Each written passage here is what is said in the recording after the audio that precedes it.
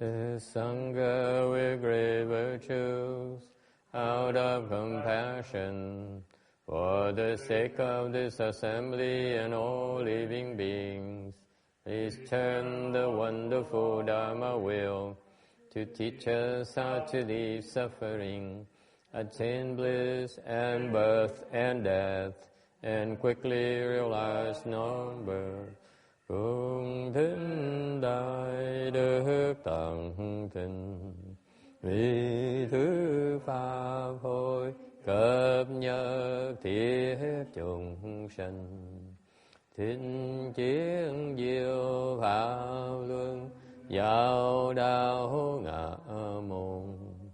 Như há liêu sanh thoát tư, ly khổ đạt lạc. Tốc chứng vô sanh. Homage to the Blessed, Noble, and Perfectly Enlightened One. Nam mô Saranto Suchedo Ye Alahadi Samyeo Samputo Xie.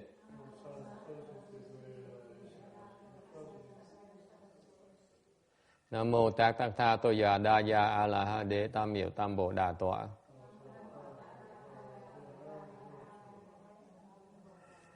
The unsurpassed, profound, subtle, and wonderful Dharma, in 100,000 million aeons is difficult to encounter. Now that I've come to receive and hold it within my sight and hearing, I vow to fathom the thus come once true and actual meaning. Wu shang sheng sheng wei miao fa bai jian wan jian an zao yu wo jin jian wen de shou chi yan jie ru lai zhe shi yi. O Buddhas and Bodhisattvas, Venerable Shenhua, Venerable Bhikshunis, all good knowing advisors of Amitabha. Chư Phật Bồ Tát, Sư Phụ Sang Rận,各位比丘尼，各位善知识，阿弥陀佛。All right. Today is the Sunday, the 12th? No, the 13th of November 2011 in Rosemead, California. We're lecturing on the Amitabha Sutra. We are on slide 418. Ngày hôm nay là okay.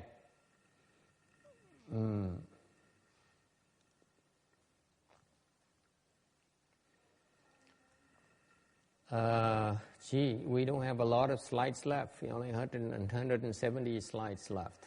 So it should be good for until the end of the year. Chắc đủ để mà giảng cho tới cuối năm rồi. So many things are happening. I'm not sure I have a lot of time to explain sutras. These things keep on coming up. Nhiều chuyện xảy ra quá, mà sao không đủ thì giờ mà giảng soạn mà giảng kinh nữa. There's some more questions and answers. The question: how can you know that Amitabha's appearance is not a demon? Có câu hỏi, có người hỏi, làm sao khi mình niệm Phật mà bỗng nhiên thấy Phật A Di Đà hiện ra, mà cái đó là Phật A Di Đà thiệt chứ không phải là của ma quỷ. Who's translating in Chinese? No.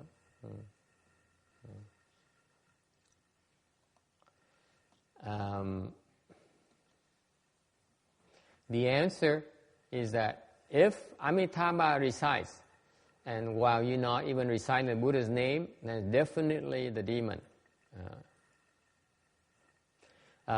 Câu trả lời rằng nếu như mình cái Phật hiện ra mà mình không niệm Phật á, thì chắc chắn là ma rồi. And the Shrangama Sutra says, while cultivating dhyana or chant, the demon comes to rinse your mind of deviant views. Cái kinh Lăng Nghiêm nói rằng nếu như mình đang tu thiền, đang thiền mà bỗng nhiên thấy ma nó đến, thì nên rửa sạch cái tâm mình với những cái tà kiến. Any questions or comments? Ai có ý kiến thắc mắc gì không? You see demonic appearances because you invite them. Mình thấy được ma quỷ đến là tại vì mình mời nó đến. The Amitabha Sutra says very clearly, Kinh Lăng Nghiêm nói rõ ràng, đang tu mà ma quỷ nó đến. If the Amitabha Sutra says very clearly, spells it out clearly for us, if you cultivate chant, you meditate, or you recite a mantra, and you see the demon appearing, then it's because your mind harbors deviant views. Đang tu như vậy mà bỗng nhiên thấy ma quỷ nó đến đó, bất cứ pháp môn gì cái vị đang tu đó, thì có nghĩa Kinh Lăng Nghiêm nói rất rõ ràng là tại vì trong cái tâm mình đó, mình vẫn nuôi dưỡng những cái tà kiến. If we didn't have deviant views, the demons will not come. Cái tâm mình mà không có tà kiến tí nào hết đó, thì ma nó không đến đâu. Okay? Any questions? Ai thắc mắc gì không? Furthermore, the chant master Dùng Mính Sâu, he's a sixth patriarch of the Pureland school. Rồi có cái vị Vĩnh Minh Thọ thiền sư. Ngài là một thiền sư, một tổ sư thiền tông mà sau này quyết định dạy tịnh độ thay vì dạy thiền tông. He decided to specialize in teaching Pureland instead of teaching chant, even though he accomplished the chant Dhamma door. And he's very famous because he then was later recognized as the sixth patriarch of the Pureland school. Thì sau này vì ngài nổi tiếng, cái sự cống hiến của ngài quá lớn, thì sau khi ngài qua đời rồi, người ta mới công nhận rằng ngài là lục tổ của cái tịnh độ tông. And he says, if you practice chant without practicing Pureland, 9 of 10 will get lost. Ngài nói rằng nếu như tu thiền mà không tu tịnh độ đó, thì 9 người trong 10 người đó sẽ bị lạc đường. The skandha demons suddenly manifest and they confuse you and therefore you follow them. Thì lúc mà tu hành như vậy, tu thiền như vậy, có những cái ấm ma nó hiện ra những con ma của ấm, của vụ ấm, nó hiện ra, nó khiến chúng ta mê hoặc và chúng ta bị mê muội và chạy theo cảnh ma, thành ra bị lọt đài.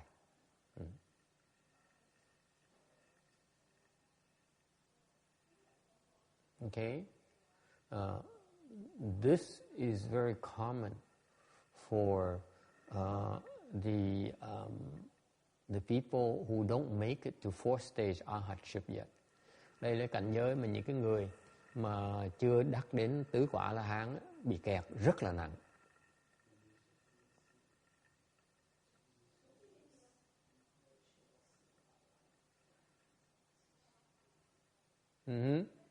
Chẳng hạn như hồi sáng mình nói chuyện cái ông Hằng Kỳ đó, là chưa đắc tới tứ quả La Hán, thành ra bị kẹt nó âm ma nó tới, nó quýnh là xây xăm mặt mày, xoay là bị lọt đài ngay lập tức.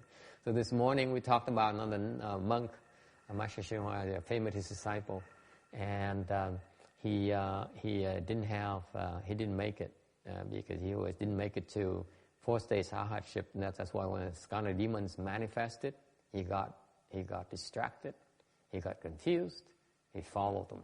That's why he fell.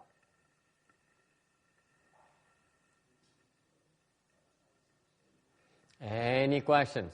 Ai thắc mắc gì không?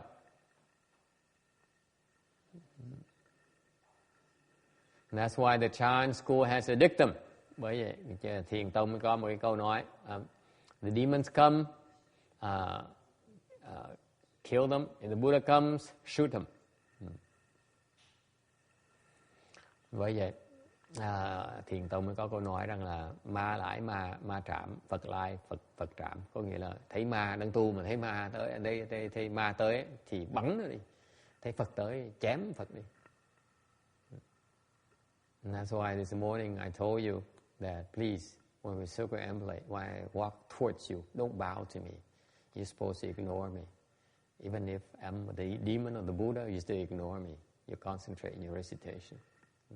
Vậy hồi sáng tôi mới nói, nhắc lại cái việc, cái pháp mình tu như vậy. Mình đi xuống, đi nhiễu như vậy, thì đừng có lại tôi làm cái gì. Mà lại như vậy là trật pháp rồi. Tại Phật tới, mình đi nhiễu, Phật tới mình cũng không ngừng nữa. Mình vẫn đi nhiễu như thế. Mình vẫn niệm Phật như thế. Okay? When you circumambulate, you sit there, you see the Buddha manifest, you don't do anything. Okay? All right. And there's another very famous monk called Man Yi. Very famous. He's also another Pureland patriarch, who says that when the Buddha comes while you recite his name, that's just a response with the way, not the mnemonic manifestation. And I have to disagree with him totally. Có một cái ngài ngẫu ích rất nổi tiếng, và ngài là vị tổ sư bên Thiền Tông đó, bên Tịnh Độ Tông luôn nữa. Thì ngài nói rằng đang niệm Phật mà thấy được đang niệm Phật mà thấy được Phật tới đó, cái đó là một cái cảm giác với đạo, chứ không phải là ma giới. Thì tôi không đồng ý cái đó trật. Niệm Phật ma nó cũng tới một cách dễ dàng. You recite the Buddha's name, the demon can come at you very easily.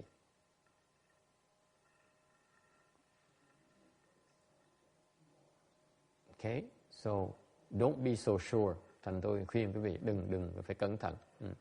The main thing is when you recite the Buddha's name and you see the Buddha or the demon come, you ignore them completely. Cái quan trọng nhất, đừng có cần biết nó là cái gì hết, không biết nó là Phật hay là nó là cảm ứng hay là không cảm ứng hay là ma chướng, nó không quan trọng. Mình đang niệm Phật, ma nó hiện ra, Phật nó hiện ra, mình cũng tỉnh bơ. Cái đó là cái pháp chính. Còn tại sao phải cần biết có là cảm ứng hay không cảm ứng làm cái gì? Nó tầm bậy. So I say, if you recite the Buddha's name, and if the Buddha comes or demon comes, you ignore them completely. That's the spirit of cultivation. What are you doing here? Saying, if I recite the Buddha's name, I see the Buddha. That's a response and not a demonic obstruction. Are you kidding me? It doesn't matter what it is. You don't give a damn. Is it clear? Nghe rõ ra không? And that's the way you cultivate. I don't want you to sit there and say, oh my God, I've been reciting the Buddha's name. How come the Buddha is not here yet? Đừng ngồi đó mà nói tại sao tôi niệm Phật lâu mà không, tại sao vẫn chưa thấy Phật như thường. I recited the Buddha's name for 16 years now. I still don't see the Buddha. It's depressing.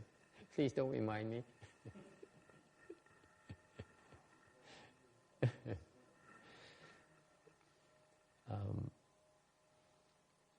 All right. Any questions or comments? Có ý kiến thắc mắc gì không? And this is why I have to disagree here, because I feel that this teaching here to say that this is a response, not some kind of imagination. I said, it's nonsense. You shouldn't be teaching about these things. Quý vị thấy cái cách tu luyện mình nó khác, là chỗ đó là mình niệm Phật thôi, kệ Phật tới là ma tới nó cũng kệ, nhầm gì, hơi sức đâu mà để ý làm cái gì. Di Lặc nghe rõ không? Đừng có ngồi đó mà tưởng tượng ông thầy tới, ôi trời mày có ông thầy đó, kệ ông thầy tới, kệ ông thầy. Don't sit there. I tell ruler, I said, you sit there, you meditate, you see me coming, I said, I don't care. He comes, he doesn't come, none of my business. What do I care? Okay? You keep going. All right. Is it clear? Okay. 416. Another question. It says, the sutra says, you recite 7 days without inversion. And that's, we must recite during our lifetime. The answer is yes. Câu hỏi là phải tụng 7 ngày mà cái nhất tâm bất loạn, tâm không có tán loạn, không có cái tán loạn. thì cái đó phải tụng trong lúc mình còn sống. Tôi nói vậy thì đương nhiên phải tụng nó còn sống, lúc mình chết sẽ tụng được nữa. What kind of question is this? How can you recite when you're dead? What's the point in reciting,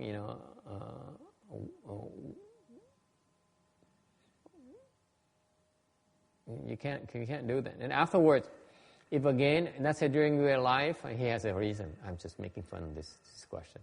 His real reason, the real question is afterwards. It says afterwards, and then give rise to confusion and create offenses. Can you still be reborn? Rồi cái thiệt ra tôi chọc quê thôi, chứ còn cái câu hỏi thiệt là câu hỏi sau, nhưng mà câu hỏi trước hỏi là mình niệm Phật mà được nhất tâm bất loạn rồi sau này mình còn có khởi cái tâm mê muội với là tạo nghiệp nữa, mình có thể đắc được vãng sanh là không?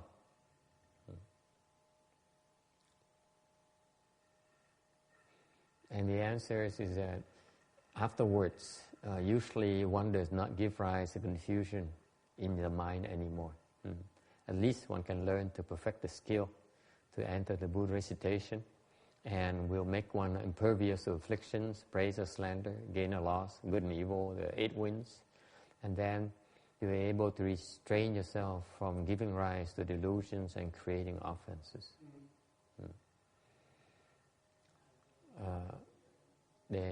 Let me translate in the Vietnamese first. Sau nói là sau đó nếu như mà đã nhập được niệm Phật tam muội rồi á, thì thường thường mình sẽ không còn khởi cái mê muội nữa, hoặc ít nhất khi mà có được cái định này rồi thì sẽ khiến chúng ta ít bị phiền não hơn, ít bị cái mê muội bởi cái khen hoặc là chê, hoặc là lợi hoặc là lỗ, tốt hay là ác. Và nhất là mình có thể tự kiềm chế để không cho phép bị cái mê muội nó khởi lên và tạo nghiệp. Yes, yes, the text. Well, you didn't answer the question. It's not an answer. So you're not going to give rise to confusion. Well, the thing is, you are going to give rise to confusion. So it would be better if you answer the question. Okay, good point. Ông hỏi như vậy vẫn chưa trả lời. Okay.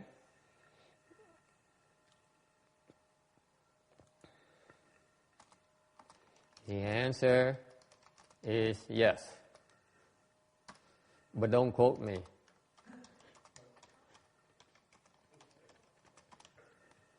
How is that? Hôm nay ông bắt bẻ tôi nói thầy vẫn chưa trả lời như thường. Tôi nói để trả lời cho. Tôi trả lời đúng sẽ được vãng sanh, nhưng đều đừng có nói là tôi nói.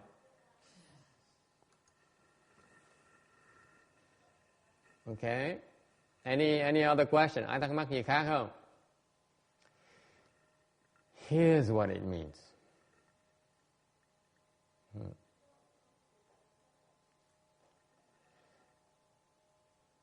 You write in objecting to the answer. I share your perspective. I think ông này ông cân nhắc là đúng. Tại vì như vậy này.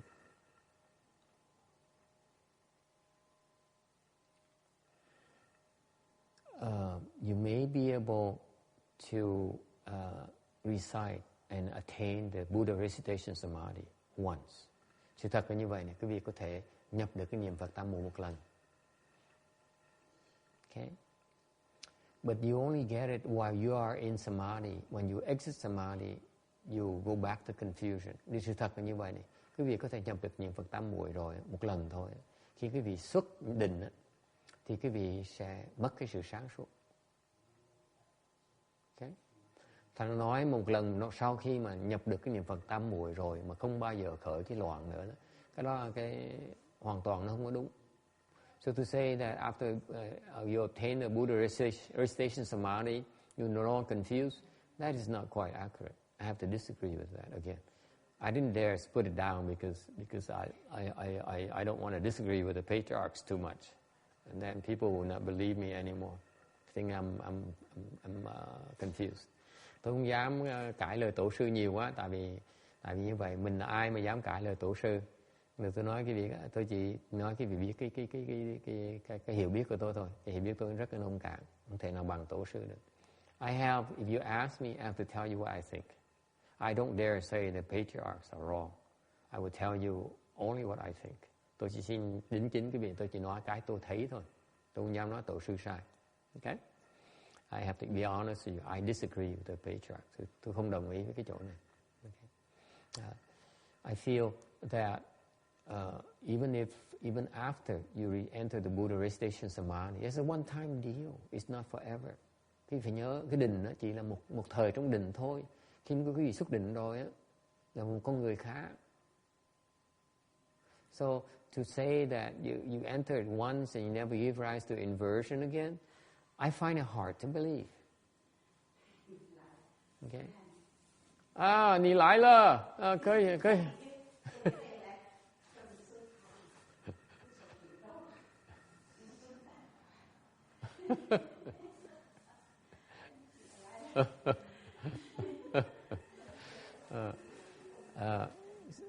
Thành ra tôi nói là cái chủ trương tôi đó, tôi tin rằng mình niệm Phật nhập cái được cái niệm Phật 8 muội đó, thì cái chuyện nó rất là khó, nhưng đều mình đâu có thể nhập định hoài đâu.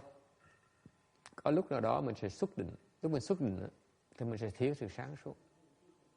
Đâu phải ai cũng đứng ở định hoài đâu. I don't believe that everyone, including advanced cultivators like some people here, they can't stay in samadhi forever. And therefore, when they exit samadhi, they get confused. Yes.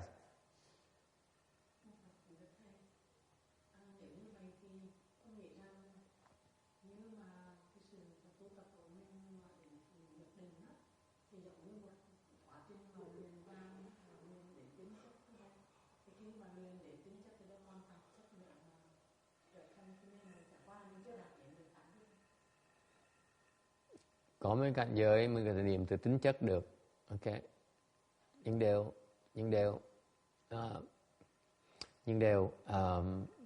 cái nó không phải dễ tới, nó đúng. There is a state, it is true, there's a state where you actually are no longer confused. Okay, you can stay in samadhi for a long time. Nói cách khác, mình có đủ phước, mình có thể ở định rất là lâu. 没问题的，好，你慢慢走哈，好，阿弥陀佛，lịch sự lắm. There is a state where you have enough blessings where you stay in samadhi for a long time. Cái vàng tinh chất đó là cái nói cách khác là mình có phước để mình ở trong cái định rất là lâu. Mình không có xuất định. That state is basically you have so many blessings in this world that you stay in samadhi for extended periods of time. That's all it means. Cái vàng tinh chất chỉ là định thôi.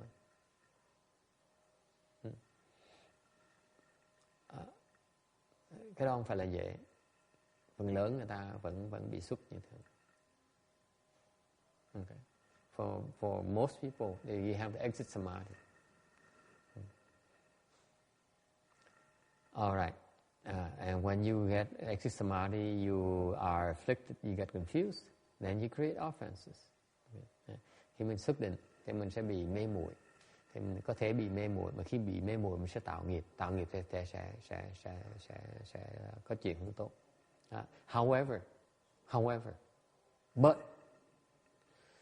as long as you're able to recite the Buddha's name 10 times with what mind unconfused, you guarantee rebirth to the Pureland. That's what it means. Nhưng nếu như quý vị chỉ cần niệm Phật được 10 lần với một nhất tâm bất loạn, thì chắc chắn suốt cuộc đời này, cuối cuộc đời quý vị sẽ được Phật tới đó. Cái đó là chắc chắn. Phật không có bắt quý vị phải ở trong cái định đó hoài. The Buddha is not requiring you to stay in that samadhi forever before he comes. Nghe rõ ràng không? You read the Amitabha Sutra and the other Pureland Sutras. It's nowhere it says you have to be in samadhi for you to obtain rebirth. Đọc tất cả những cái kinh của Tịnh độ, không có cái kinh nào nói là mình phải ở trong định đó, Phật mới tới đó. Okay? Phật chỉ nói là chỉ cần nhập một lần thôi. The Buddha says, just do it once. Any other question? Ai thắc mắc gì không? Sao nhập lạc có thắc mắc gì không?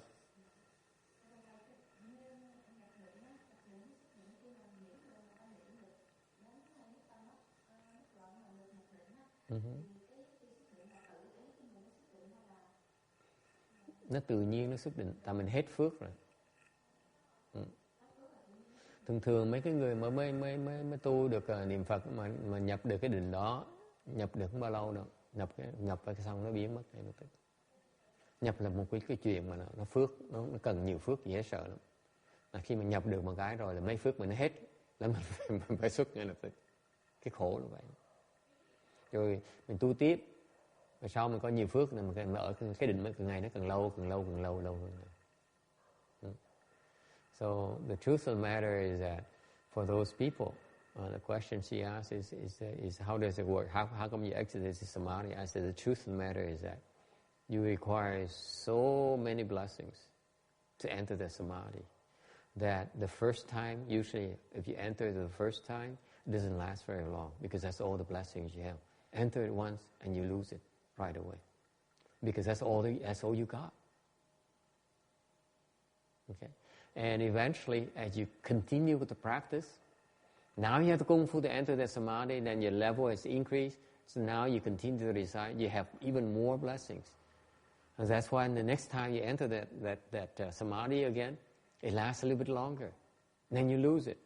Then it gets longer, and you lose it. That's how it works. Cái gì hiểu không? Lần đầu nó rất là ngắn, lần thứ nhì nó dài hơn tí, lần thứ ba nó dài thêm tí nữa, lần thứ tư nó để lâu hơn tí nữa. Càng ngày mình càng có phước, mình càng ngày mới ở lâu được. Đâu phải dễ, bộ nhiên mình quý vị mấy cái người tham là đọc nó kinh nó mình cần nhập định một lần cái xong là mình xong rồi, mình không cần tu nữa. Xin lỗi quý vị, nghèo mà tham.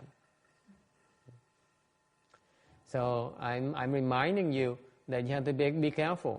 Don't be greedy like regular people. They said it is such a big deal that you feel that you only have to reach it once and you got it made. I say, forgive me, but that's not how it works. Okay? And you have to work harder to stay longer, to sustain it. Okay?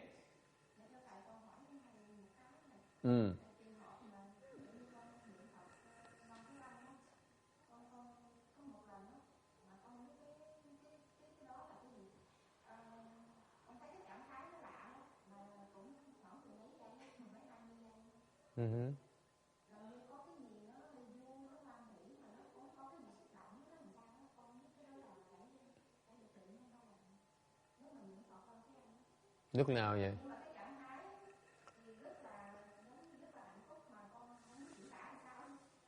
Nhưng mà cái đó là hồi nào vậy? Nó xảy ra hồi nào vậy?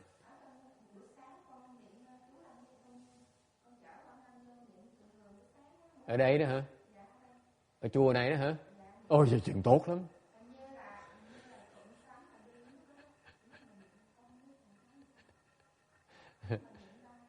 She says, what about the state where I recite one yin's name and I feel very blissful. I felt like for 15 seconds, I felt very blissful and I felt so elated. And I wonder, is that samadhi or what? I said, when did it happen? She says, it happened here, this temple. I said, it must be a good state. It happens in this temple, definitely a good state. Ở cái chùa này, nó xảy ra chùa này, chắc chắn là chuyện tốt rồi đó. It's not demonic obstruction. Chắc chắn phải là ma chướng đâu. What? Why is everyone giggling? Huh?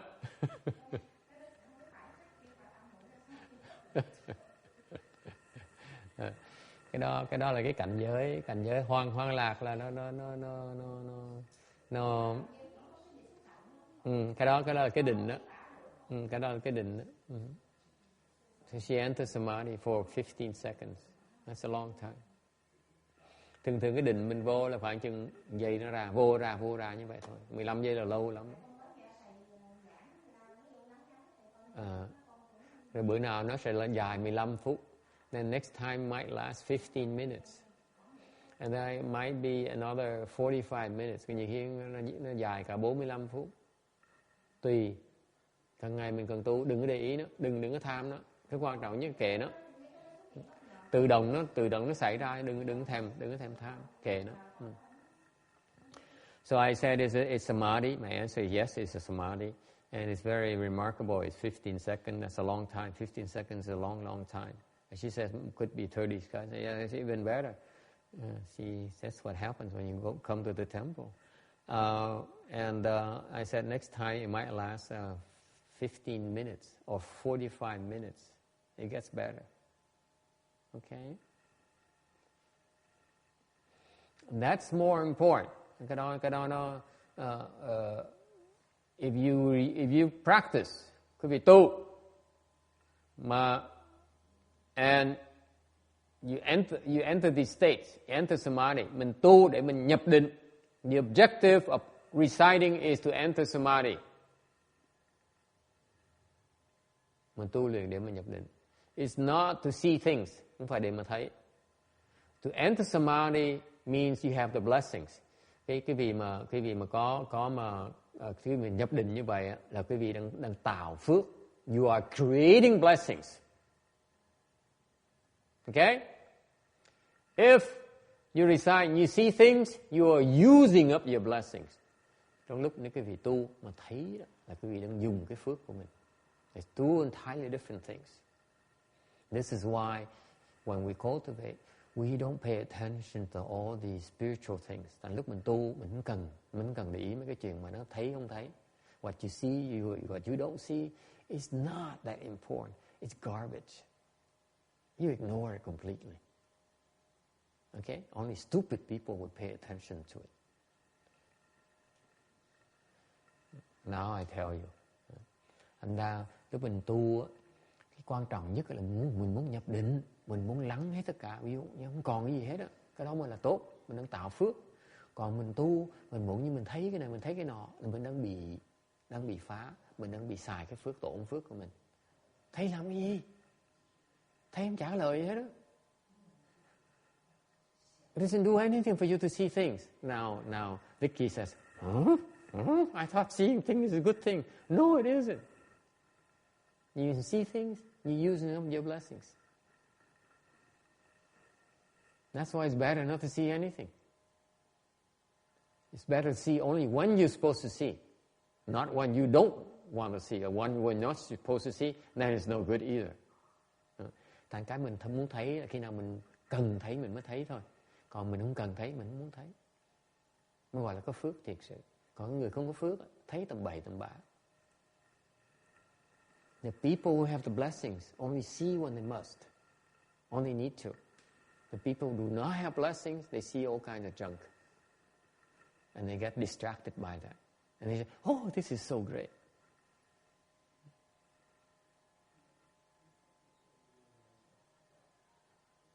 Any questions? Ai thắc mắc gì không? Yes.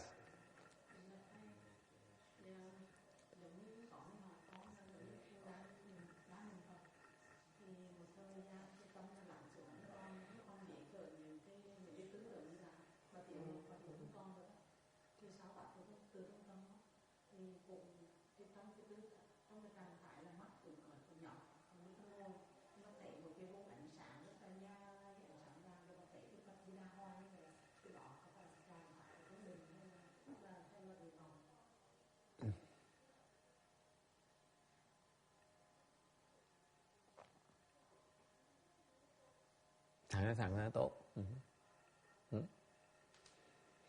He asked a question. He says, recite the Buddha's name. After a while, it's very calm, and you don't even recite. You stop reciting. All of a sudden, you see a bright light, and you see Amitabha for a while. I say, is that a good stuff? I say, yeah, it's good. Okay. So what? Rồi sao nữa? It doesn't mean you're going to obtain rebirth. Đâu có nghĩa là mình sẽ đắc được vãng sanh đâu. Cái đó còn lâu, cái đó còn xa với nhất tâm bất loạn. I'm telling you, it sounds nice, but it's still very far away from the one mind and confused. Còn xa lắm. hoặc quả xả. Okay? Any other questions? Yes, Vicky. So we cultivate the goal of reaching samadhi. Yes. But it takes blessings to reach samadhi. Yes. And we continually cultivate to gain more blessings. When you need a lot of blessings for you to be able to enter samadhi. When you enter samadhi, you generate even more blessings. Okay? It takes blessings to generate blessings. After you enter samadhi, you are able to generate even more blessings than before. And after you enter samadhi, then you have these particular visions, the particular abilities. When these abilities manifest, you're using up your blessings. That's why the savvy cultivator, they don't care for these things because they don't care to use up their blessings for garbage unless they must. Does it make sense? The externalist, they cultivate. I'm not looking at anyone, okay? They cultivate and they accrue a lot of blessings so that they enter samadhi with the purpose of what? To acquire these skills. They don't realize that they acquire these skills, they're using up their blessings. They're not making progress anymore. That's the pitfall of these things that people don't realize. Nói cách khác là chúng ta tu để nhập cái định. Nhập cái định là cần nhiều rất phước mới nhập được định. Khi quý vị có đủ phước, tự động sẽ nhập định. Không cần phải lo gì hết. You don't have to worry about entering samadhi. You just cultivate. When you have enough blessings, conditions are right, you enter samadhi naturally. Tự động mới nhập định, không cần suy nghĩ, không cần phải nhìn, không cần phải mong, không cần phải cầu. Okay? Nhưng điều sau khi mình nhập định rồi thì mình có thể trong cái định mình tạo rất nhiều phước hơn lúc trước nữa. Thành nhờ như vậy càng ngày mình phước càng nhiều, càng ngày cái định mình càng lâu. Có chuyện khác nó xảy ra nữa là khi mình có cái định như vậy rồi thì mình sẽ có thần thông. Mà thần thông á là nó xài cái phước của mình. Mấy người làm ở ngoài đạo ta trật vậy đó, ta không hiểu cho đó. Ta tu cực khổ để ta đắc được cái định đó mở thần thông rồi. Người ta không biết khi người ta ham dùng những thần thông đó, người ta đang dùng cái phước của họ. Bởi vì họ bị kẹt. Cái thần thông nó làm mình kẹt. In other words, the spiritual penetration, the things you see, your abilities are wasting, are using up your blessings, which makes you stuck. And people don't realize. People say, see, how wonderful. I see things. I hear things. I know things. You're using up their blessings. They don't even realize it. What for? For nothing. Các vị nghe không? Mình có được những cái thần thông như vậy. Mình nghe được, mình thấy được cái này. Mình thấy được cái nọ, mình nghe được cái này, mình nghe được cái nọ, mình biết được cái này, mình biết được cái nọ. Mình chỉ dùng mình dùng cái phước mình thôi để biết mấy chuyện đó thôi. Có lời gì đâu. Chẳng có lời gì. Mình đang hao cái phước của mình. Thành mình bị kẹt mà không biết. That's why I remind you. Yeah. It's better not to have these things because you economizing your blessing. Chẳng thà không có nó tốt hơn, mình lợi hơn. Mình khôn hơn. Okay. Biết làm cái gì? Hả? Biết làm cái gì? Biết mình thêm phiền não. Mình thấy biết thầy thích, thấy Phật tới thích dễ sao? Mình niệm Phật hay kia. Dốt. Mình cứ khờ dại như vậy mình không có bị tổn phước. So what's the point in seeing the Buddha or seeing things? You see the Buddha, you see the Buddha come, you say, wow, I'm such a good cultivator. This is so wonderful. Give me a break. Yes. She asked, what if you don't want to see it and it still shows up? It doesn't disappear at all. Then you ignore it. You don't react to it. You don't say, see how wonderful it is? Did you see? Did you see? You don't do that. You ignore it. Is it clear? That's right. You ignore it. Because if you pay attention, then you're wasting your blessings. Nếu như mà thấy như vậy mình làm cái gì? Mình không làm gì hết. Mình không có bị tổn phước. Thấy là chuyện của nó, kệ nó. Còn mình thấy xong mình nói trời hay dễ sợ không? Trời tôi tu giỏi dễ sợ. Cái đó mình đang tổn phước. Nó tế nhị chân nó thôi. Mà cái bị kẹt mà không biết. This is a subtlety that people get stuck. They don't even realize. This is what the externalists practice. They don't even realize these things. They tell each other, see how wonderful I see things. I can tell things. I know things. And they're so proud of it. And we Buddhists look at them and say, oh, you poor bastards. I mean, excuse me.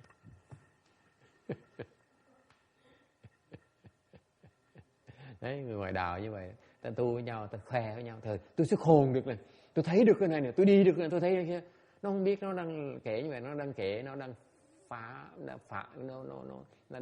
nó đang sử dụng cái phước của nó phí cái phước của nó, khoe nhau. Vậy người Phật tử mình tu, ta biết mình cười tủm tỉm, tụi nó tội nghiệp dễ sợ. Mê muội mà không biết. Phật tử mình nó dốt vậy mà được, mình giàu ha, mấy con giàu á nó khù như vậy không biết gì hết mà nó không tổn phước. See the rich ones are the low key. They don't know anything. They don't see anything. They're not wasting the resources. Không có phí của mình. Có biết không? Người ta biết, mình biết, người ta suốt ngày thôi. Này thầy có thấy không? Thầy có thấy? Thầy có ai giùm con như cái này giùm con nha. Because this is what happened.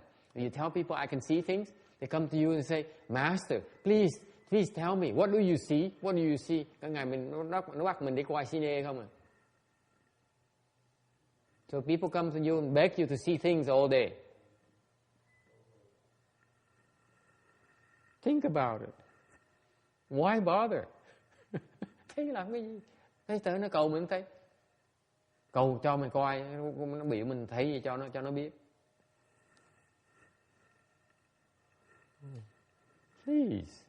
Please wake up. Giống như mấy thầy địa lý vậy đó. Bây giờ mình nói xấu, xỉa mặt cho nó biết. Thầy địa lý đó, thấy làm cái gì? Thấy là đi phí cái phước thấy của mình. Cúng được bao nhiêu mà thấy làm cái gì? Hả? Lo đi tu đình mà lo thấy dốt. Hiểu không? Mình thấy làm cái gì? Nó nghe mình đồn thấy nó tới nó xin ôn thầy đi qua giùm con. Trời ơi con mà thầy giúp con chắc con chết quá. Thấy không? Suốt ngày chạy đi coi toàn chuyện rùi bu không. Không chịu tu. Suốt ngày đi coi thấy tôi giỏi dễ sợ không? Ông kia nhà giàu sao phải mời tôi qua nhà ổng. Rồi bạn ông gọi tôi qua nhà giùm ổng. Rồi xong cái người đồng nghiệp ông gọi tôi để qua nhà giùm cho họ. Tôi toàn đi qua nhà mới còn người lớn không à. Thì giờ đâu mà tu bây giờ hay gì nhỉ? Dốt mà không biết. Mình cười tủm tỉm cho mày tới coi, tới đây coi cho tao coi mày biết cái gì. Phụ đầu nó không biết.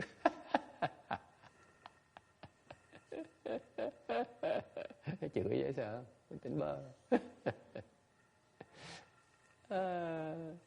These people are so confused. I'm telling you about these people. They have these abilities. They say that last week we supposed to have a feng shui master come over and take a look at the temple and fix the thing that's wrong with it. So I was excited to get this guy to come along, and he didn't show up. Because why? Because he changed his mind last minute. I said, no, don't come anymore. And it's amazing because this guy is so famous because he sees the feng shui for the hot shots. So for him to come to our temple is a big honor. I said, yeah, okay, come. And we're honored to have you here. We're so grateful to you. And I'm telling you, these guys are so confused because if you say that you're so great, and I can see the feng shui for this hot shot, and his friends calls me and he says, Master have to come to help me because my, because if you come and see his house, you have to see my house. And this is what you spend all day doing, going and see people's houses. And you don't understand the importance of cultivating samadhi. You spend time going see things instead of cultivating. You're using up your blessings. For what? You're so confused like hell by the time you die. What for? Thấy làm cái gì? Thấy lo đi làm chuyện rùi bu không? Cuối cùng lúc mình chết mình cũng đọa như ăn thịt, ăn mặn rồi phá giới tùm lum tà la. Cuối cùng mình chết mình cũng đọa. Thấy làm cái gì?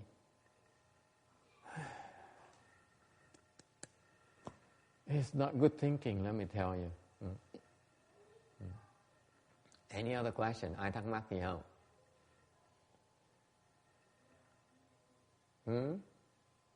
Anyone would like to ask me a question about their visions or the things they see, they understand?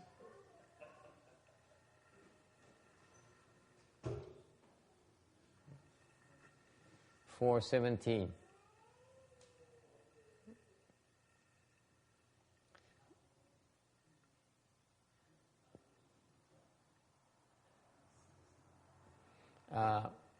The key word, the key thing here is to be able to recite it 10 times. So it's a repetition. Cái quan trọng này là mình phải niệm 10 lần, có nghĩa là mình phải niệm nhiều lần. Cứ niệm đều. In a large sutra, in an Infinite Life Sutra,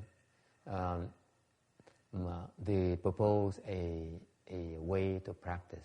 Cái kinh Vô Lượng Thọ đó dạy cho một phương pháp niệm Phật. That tells you that every day in early morning, sáng dậy sớm, you rinse your mouth, súc miệng, đánh răng súc miệng, offer incense to the four directions, cúng hương cho bốn phía, bốn hướng. Put your palms together, chắp tay, and recite 10 times. Okay.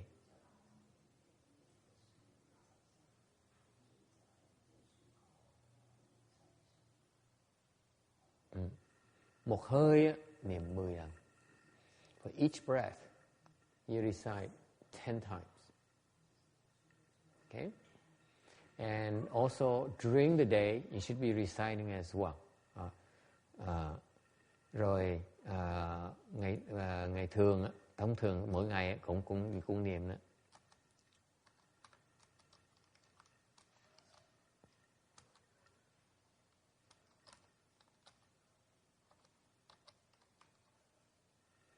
Xả. What's xả in Vietnamese?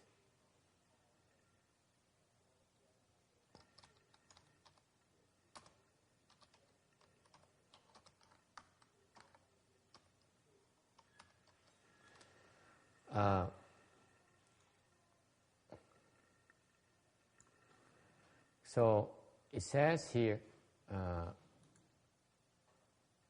that you recite in the morning, and then you recite all day as well.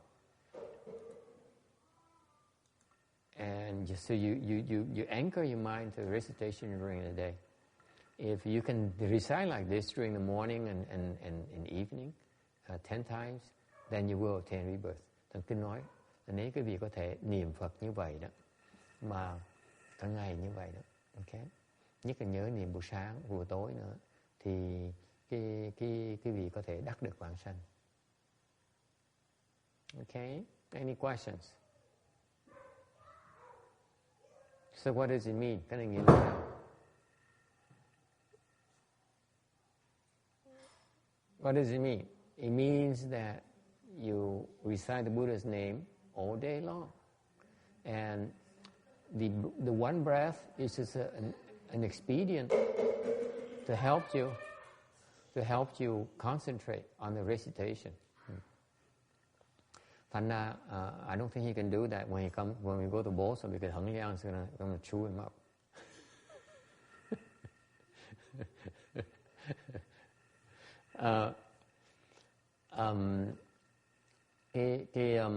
Cái ý nghĩa là sao? Ý nghĩa là cái này. Lúc mình niệm Phật á, mình niệm 10 lần trong một hơi như vậy là chỉ một cái phương tiện để mình chú tâm thôi. Mình cố gắng mình niệm đủ 10 trong mỗi hơi thở. So the expedient is to recite 10 times at least in one breath. So you have to concentrate. You see, that's the trick behind the breathing. Cái hơi thở đó là chỉ một cái phương tiện để quý vị chú tâm thôi. Okay? And so you recite, you concentrate, and you recite, 10 times each breath at least, so that you when you concentrate on that all day long, then chances are pretty good that you will obtain rebirth at the end of your life. You do that all on your entire life. Thành ra quý vị chỉ cần những cái phương tiện để mà niệm Phật như vậy, chú tâm niệm Phật như vậy ngày đêm á, thì cuối cùng sẽ đắc được vãng sanh. You have to compare this against. You have to understand this is the spirit behind this. Phải hiểu cái tinh thần ở cái pháp môn này nè. If you spend your day concentrating on reciting the Buddha's name, quý vị bỏ thì giờ cả ngày ra chú tâm vào niệm Phật, instead of chasing after worldly things, thay vì chạy theo đeo đuổi những cái thế gian pháp, then you will obtain rebirth. Thì quý vị sẽ đắc được vãng sanh. The problem is that you prefer to chase after externals. You chase after material things instead of reciting Buddha's name. That's why you cannot obtain rebirth.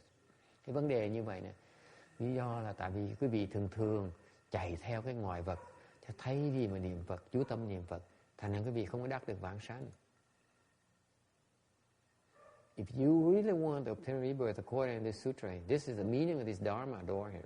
Cái pháp môn nó rõ ràng lắm. Quý vị mà thiệt sự mà muốn đắc vãng sanh thì phải cần chú tâm niệm Phật mỗi ngày, ngày đêm luôn. Okay? You have to concentrate on reciting the Buddha's name day and night. That's all it means.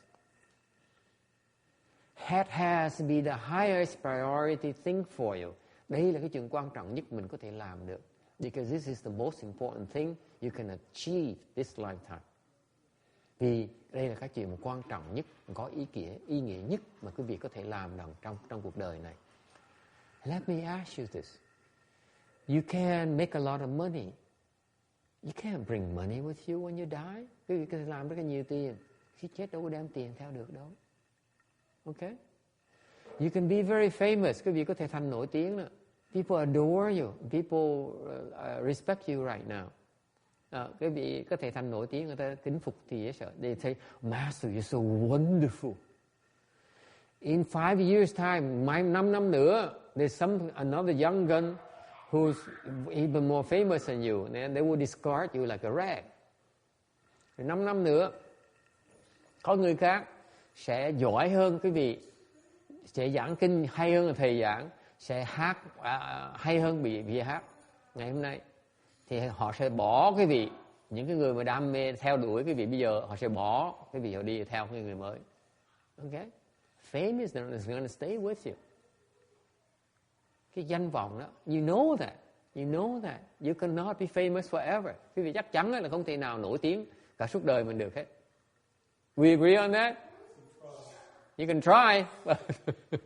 Có thể cố gắng muốn làm nổi tiếng cuộc đời mình, để chắc chắn không nổi tiếng cả đời mình được đâu. Không cách nào nổi tiếng được hết, cả đời được hết. Okay? So you can't, you can't, your wife's not gonna go with you when you die. Vợ quý vị không thể đi theo quý vị khi mà quý vị chết đâu. Okay? The person you love will not be around when you die. Cái người mà mình thương đó chưa chắc nó có xung quanh nữa. Okay? So, I'm trying to tell you that you have to reflect on yourself. Nếu quý vị nhớ cảnh tỉnh, tôi cảnh tỉnh lại quý vị. Okay? Some of you are maybe young right now. Some of you are 5 years old, 6 years old. And you feel that you have a life ahead of you. You have when you get to be as old, some older people, you realize that nothing matters. Khi quý vị lớn tuổi rồi, quý vị mới thấy rằng những cái mà quý vị đam mê đó thiệt ra nó không quan trọng tí nào hết. Phải không bác thân ơi? Vì còn cái gì quan trọng nữa? We ask these old people, what's important now? What's left now? Có gì nữa đâu? Hả? Nothing else matters. Không còn cái gì mà xứng đáng hết. Okay? And yet, you still refuse to recite the Buddha's name. You still refuse to invest in your rebirth. Và như vậy quý vị vẫn không chịu đầu tư vào cái vãng sanh của mình. I don't understand. Tôi không hiểu được. What do you think your chances of rebirth are? Quý vị nghĩ là cái cơ hội vãng sanh mình có được bao nhiêu nếu cái tâm quý vị như vậy? If all you do is you say, yeah, okay, I like rebirth, but I think there's more important things in my life I need to take care of right now. Okay? Thank you. Amitabha. Okay? You have to think. Quý vị phải suy nghĩ cho kỹ. Okay? Cái pháp môn này nó nói cái gì này? Quý vị, cái lý do mà quý vị đắc được vãng sanh là tại vì quý vị coi cái vãng sanh cái quan trọng nhất còn lại. Không có gì quan trọng bằng mới hy vọng vãng sanh được. Let me remind you what this slide is telling you. It says that you should be living your life and understand the utmost importance of obtaining rebirth. Then you have a pretty good chance. If anything else is more important in your mind, you won't make it. Okay? And you can tell the people who will not make it. Thậm chí mình có thể nhìn trước được cái người nào sẽ không đắc được vãng sanh bây giờ này. Họ không lo chạy đâu, chạy theo những cái ngoại vật không. They all are chasing after externals. They're chasing after money, love, family. Người ta theo cái gì? Ta theo tiền, ta theo tình thương, ta theo gia đình. And some of us chase after temples, người thì đi chùa, đi cầu cái chùa. Nhưng người đã vãng sanh được đâu. These people don't make it. Okay? Is it clear? Nghe rõ ràng không? Okay, very good. Next slide. 418. There's a saying. It says that do not wait until you're old to study the way. Half of solitary tombs are for young people. Hơn nữa, có câu nói rằng, có người Hoa có câu nói rằng, đừng có đợi lúc lớn tuổi mới chịu học đạo, tại vì đa số những cái mộ đó là toàn của người trẻ.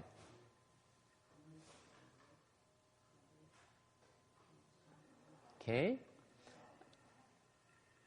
If you don't practice now and try to enter the Buddha recitation samadhi, at death time you will not have a very good chance to obtain rebirth. Nói cách khác, nếu quý vị không chịu lo tu ngày hôm nay nè, mà cố gắng mà nhập cái niệm vật tam muội đó, thì khi quý vị chết, quý vị sẽ không được vãng sanh đâu. Any questions? Please, let me tell you, you have the chance to be exposed to this Pureland Dharma door. Ngày hôm nay quý vị có cơ hội đã gặp được cái pháp môn tịnh độ này. I need to impress upon you, this is one of the biggest things you can attain this lifetime. Tôi xin nhắc lại quý vị, có duyên gặp cái pháp này rồi, thì cái chuyện đắc vãng sanh là một cái chuyện đại sự. Quý vị không thể nào có gì quan trọng hơn bây giờ. No temple, không có chùa nào, No amount of money. Không mất cái số tiền lớn chừng nào. No matter how much people love you. Không biết người ta thương mình chừng nào đó. Okay? In particular, the people who love you are the one who keep you back. Nhất cái người mà thương mình đó, người sẽ cột chân mình lại. Your husband, chồng mình, your boyfriend, your fiancé, bồ mình, your nephew, nieces, con cháu mình, là những người sẽ cột chân mình lại. They are the one who bind us back. Your grandson, I would drop your grandson like a hot potato. Cháu hả? Tôi thả nó như cục đá vậy đó. I say, go live your own life. Okay, mình phải hiểu cái tầm quan trọng. Nó thiệt cái gì đó, nó thiệt cái gì. Okay. Không có gì quan trọng mà xứng đáng bằng đắc được vãng sanh kiếp này. Let me remind you again. There's nothing else more significant, nothing else more important than obtaining rebirth for yourself right now, this lifetime. Cá nhân mình phải lo cho cá nhân mình. Please take care of yourself first. Right? If you don't, who will? Nếu quý vị không tự lo, ai lo cho quý vị bây giờ?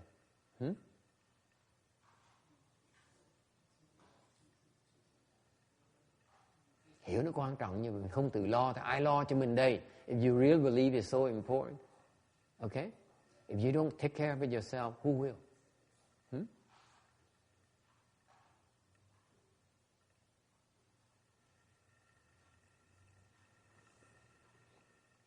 419.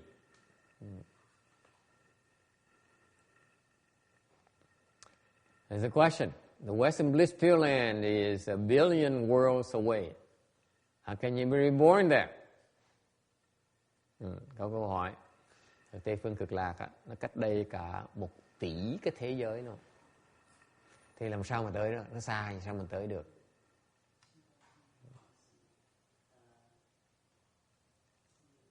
Xỉu Hoa Nhi.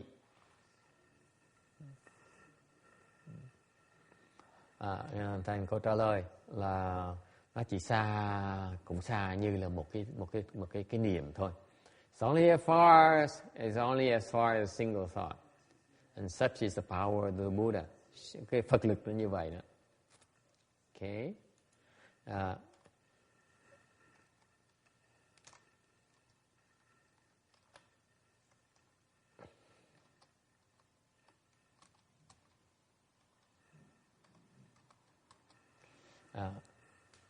It's just like when the sun illuminates the earth, the large spans are lit in a space of a thought.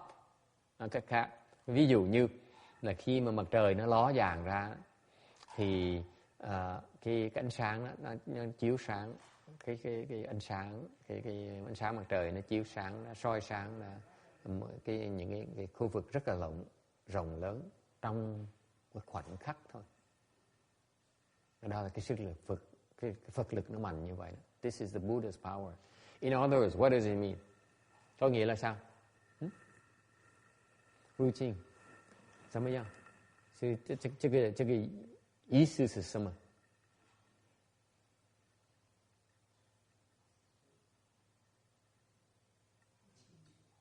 不清楚。Text, what does it mean?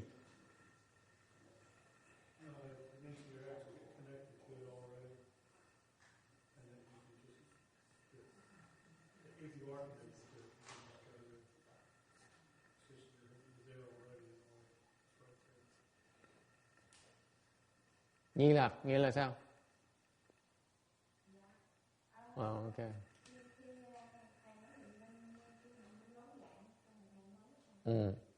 Nghĩa là sao?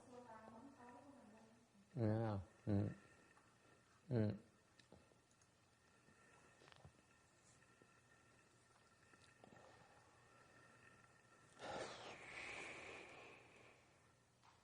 I will explain this at two levels. Tôi giảng quý vị hai trình độ, hai cái phương diện khác nhau.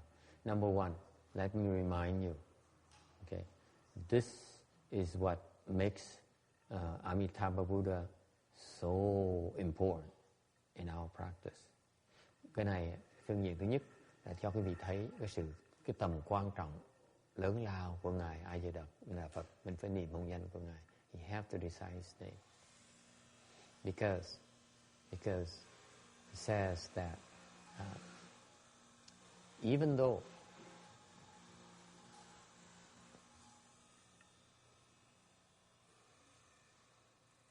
it looks like they bought some new machine and now they're using it and competing with my lecture. I told them to go buy some machine. Now they're competing with me. Okay. Mới biểu họ mua máy để làm việc ở sau, sửa mấy cái phòng tắm ở trong cái chùa. Thì bây giờ nó mua máy về làm ồn ào, thầy giảng pháp không được nữa. Đó là lỗi của tôi. No respect.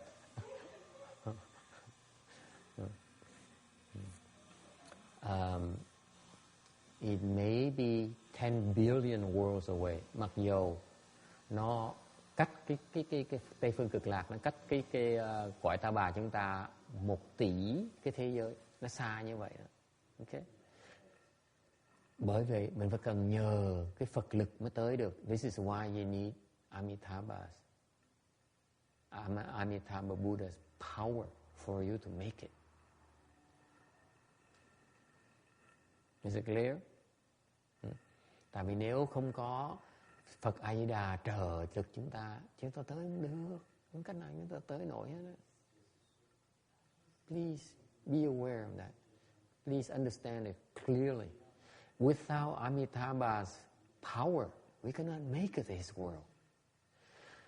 Nói cách khác là nếu như không có Phật A Di Đà mà trợ chúng ta tới đó không được. Right? Is it clear? Does anyone has any doubt about this? Does anyone truly believe that you can make it on your own through Amitabha's Pureland? Có ai có thể tự tin rằng mình có dư xăng để mình có thể tới cái cõi ngài A Di Đà Phật được không? Anyone, please raise your hands.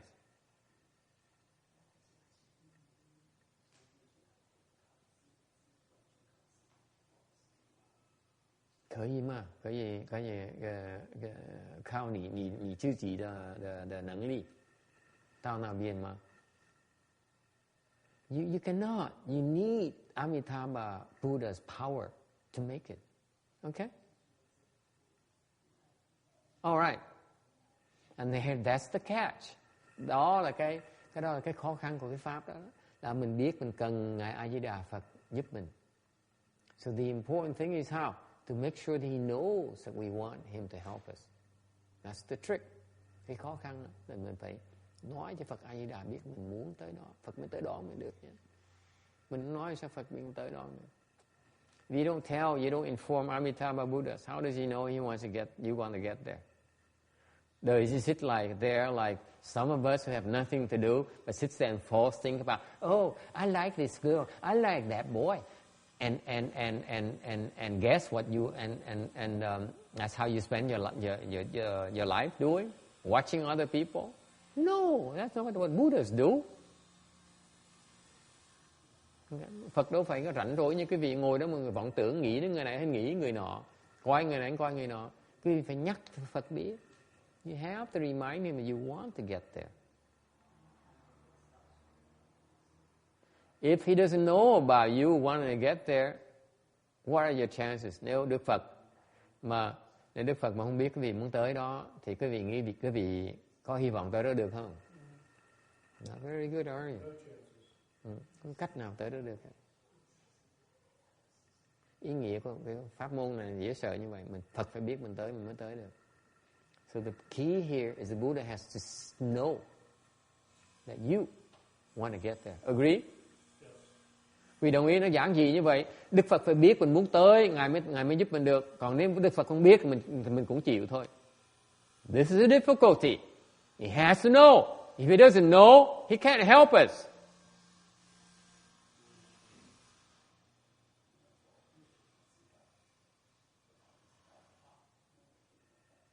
And this is a fallacy of today's Pureland practice. They say, I recite the Buddha's name, I'll be reborn. Yeah, of course, you'll be reborn. Bây giờ thời người này ta chỉ nói mình chỉ niệm Phật thôi, mình chắc chắn sẽ được vãng sanh. Đương nhiên chắc chắn, nhưng đừng biết lúc nào thôi. Chắc chắn, đừng biết lúc nào thôi. Yes, you will be reborn. It's a matter of when. It's in question. Okay? The smart cultivator is the one who says, I let make sure he knows now. Cái người mà khôn muốn biết Phật biết ngay bây giờ này, đừng có đợi. Okay? Any questions about this? Ai thắc mắc về cái chuyện này không? Yes. Nhập lạc.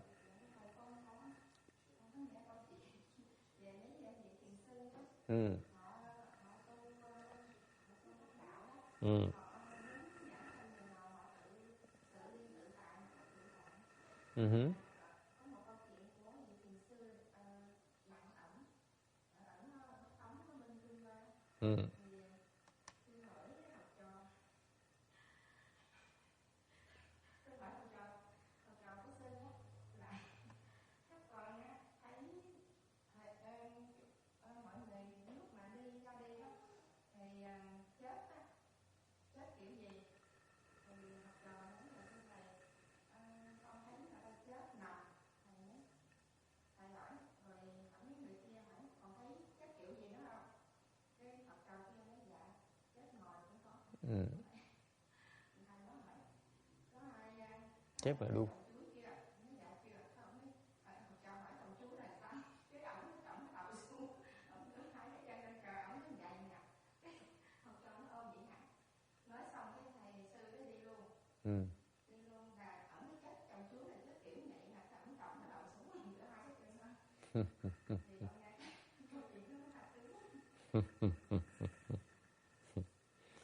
I see that.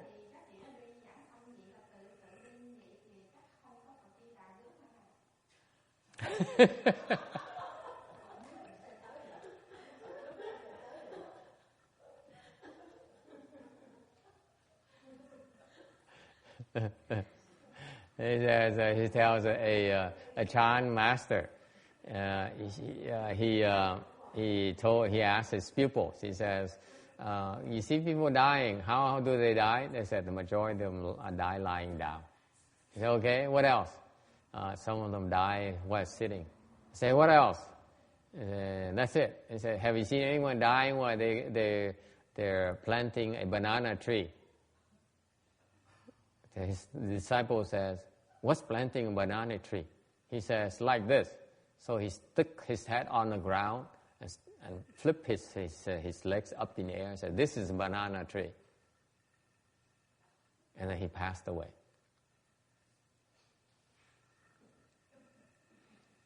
And so the question, everyone's giggling, and the question she asked, did he obtain rebirth from Amitabha Pureland or not?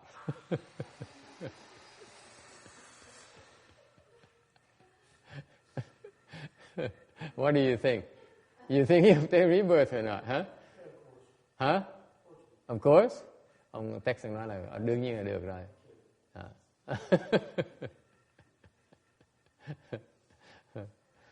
You think Amitabha will come and greet him or not? Cái gì nghĩ ông Phật A Di Đà tới đón ông không? Đón ông ngẩn này không? No. Ru Ching says no. Why not? Wait a minute. Mỹ xin hơi mê muội đi.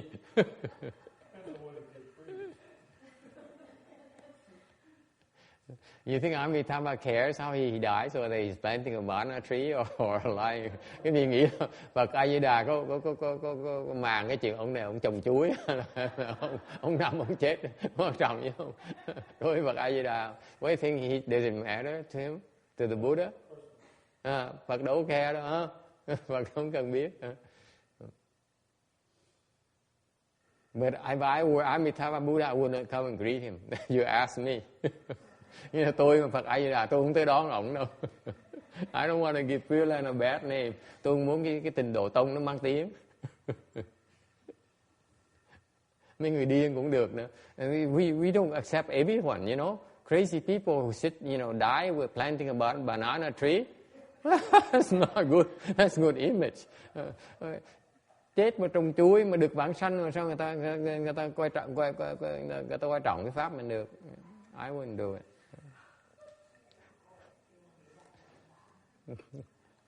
Okay. So you need Amitabha Buddha's power. Thành cái chuyện phải nhớ như vậy là chúng ta phải cần Phật lực, trời lực chúng ta mới tới được, tại nó xa quá. Sự thật là vậy, nó quá xa, mình không đủ sức tới. Not this lifetime. We don't have enough power to manage on our own. Okay? That's the meaning. That's the first meaning. Second meaning. Lý do thứ nhì. Nghĩa lý thứ nhì nghĩa là sao? There's another way to look at it. Có một cách khác để mình nhìn. The question here is a question of a confused person. Cái người mà còn mê muội hỏi. Người mê muội hỏi, tại sao nó còn xa? Làm sao người có thể tới được? This person says, it's so far away. It's unimaginable that people can be able to fly that far away. There's no such technology yet. Cái vị thấy không? Cái người đang nói là chưa có một cái kỹ thuật nào mà có thể đi xa như vậy được hết. Nhân loại này chưa có thể làm được như vậy hết. Mankind doesn't have that kind of technology yet.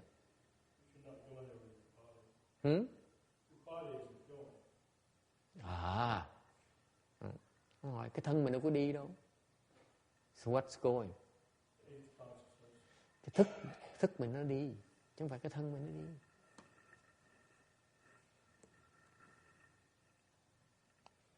Okay? Why can't you make it? Tại sao mình đi không được? Because we feel that it's so far away. Our consciousness says it's so far away, right? You can say all you want, but deep down inside of your mind, it says it's very far away. Am I correct? I don't care what you say.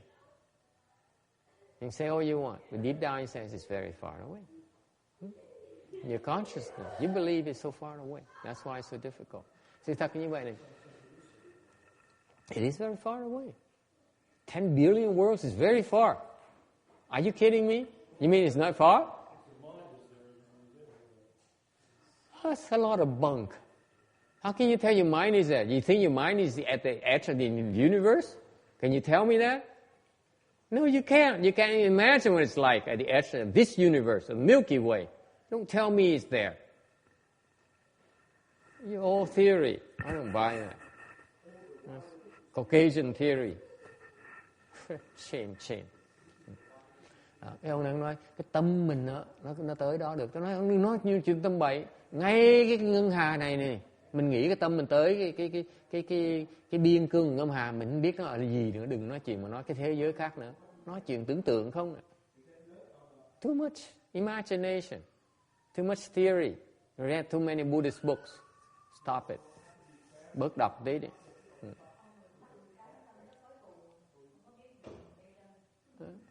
So, the consciousness, okay. Here's what happens. The difficulty is because you yourself think it's so far away. Cái khó khăn mình đi không được là tại vì trong tiềm thức của mình mình nghĩ nó quá xa đi. Remember, you drive from home to the temple, it says, that's 45 minutes of my life. It's so far. Thì thấy không? Ngày nay mình lái xe tới chùa là cằn nhằn đó. Lái xe tốn cả 15 phút mới tới được chùa. Lâu quá.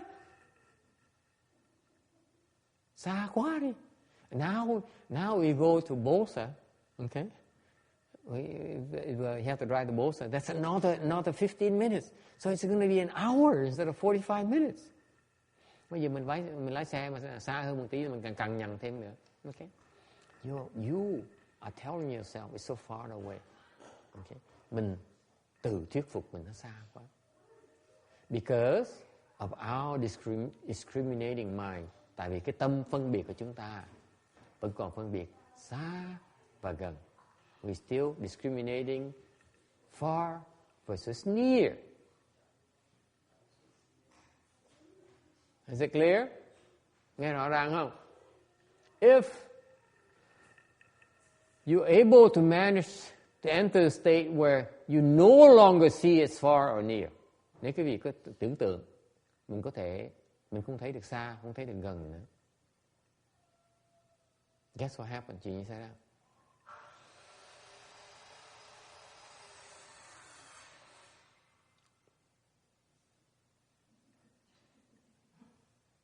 Now it's a circular saw competing.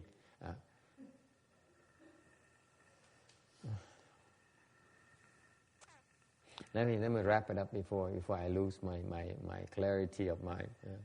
Basically, if you're able to stop your discriminating mind, nếu quý vị có thể ngừng lại cái tâm phân biệt của mình, đừng có thấy xa, đừng có thấy gần. You don't see no more near or far. Is it possible? Có thể thấy được không? Được không? Can you do that? Why can't you do that? Tại sao làm không được? Because you still like and dislike. Tại vì mình vẫn còn thích và không thích. You like this person better and you hate the other person. Mình thích cái người này, mình ghét cái người kia. Vì cái tâm đó mình mới đi không được. This is why you're still stuck. If you're able to see, no longer see, you no longer discriminate. Mình bớt cái phân biệt đi. Mình bớt so sánh đi. You don't compare so much. You don't know so much. Đừng có biết nhiều quá đi. Don't be so smart. Đừng quá thông minh đi.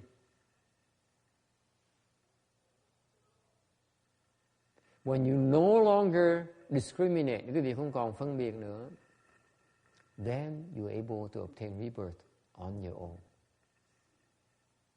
Nên lúc đó quý vị sẽ có thể tự lực và vãng sanh. Okay? At that point in time, it's only as far as a single thought. Lúc đó mình có thể nói rằng nó chỉ xa, không xa hơn một cái niệm của chúng ta. Mình nghĩ nó tới là nó ở đó, mình có ở đó. The moment you think of it, you're there. That's how close it is. Nó gần đến độ như vậy, nhưng cần nghĩ tới nó là mình đã có mặt ở đó rồi. This is a state of the Buddhas. Cái này là cảnh giới của vị Phật. This is why he can come and help us at will. Bởi vậy Ngài mới tới giúp mình được. Tự do, lúc nào tới giúp mình được hết. Tại vì không có xa, không có gần. They don't see far and close. They don't see detestable or likable. Họ không thấy cái ghét, không thấy cái thương. They don't see easy, they don't see difficult. Không thấy dễ, không thấy khó. They don't see smart, they don't see stupid. Không thấy người thông minh, người dốt.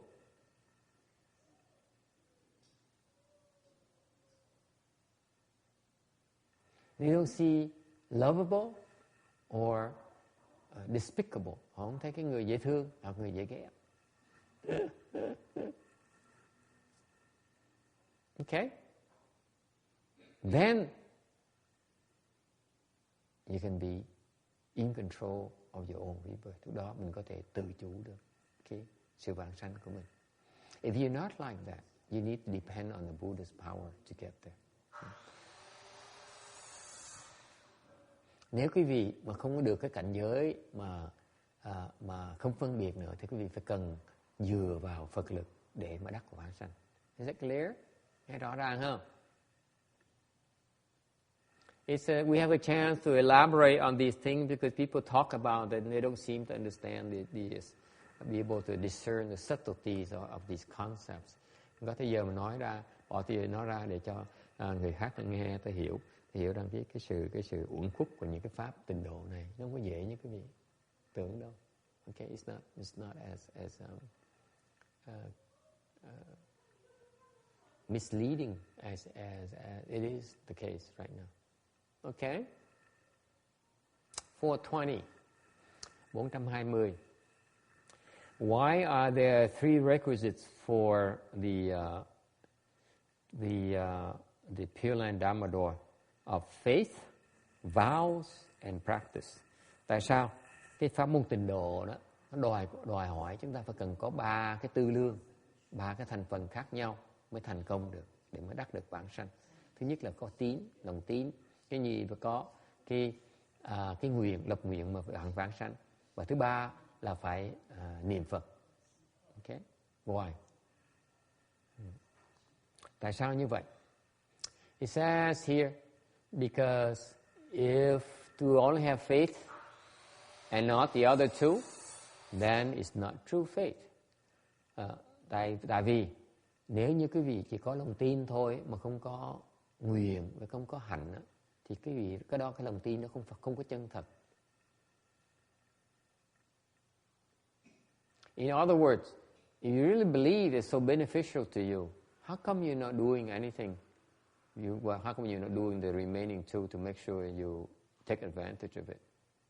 Nói cách khác, nếu quý vị thiệt sự có lòng tin là cái pháp môn tịnh độ này nó có lợi ích lớn lao cho quý vị như vậy, thì tôi hỏi quý vị tại sao quý vị không chịu lập nguyện, không chịu niệm Phật? Quý vị không lập nguyện, quý vị không chịu niệm Phật là tại vì lòng tin nó chưa đủ.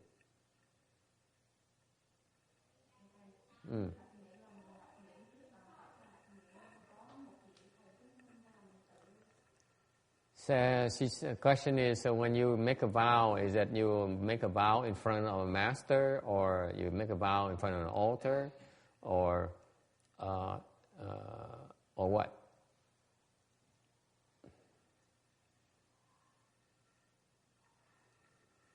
All the above.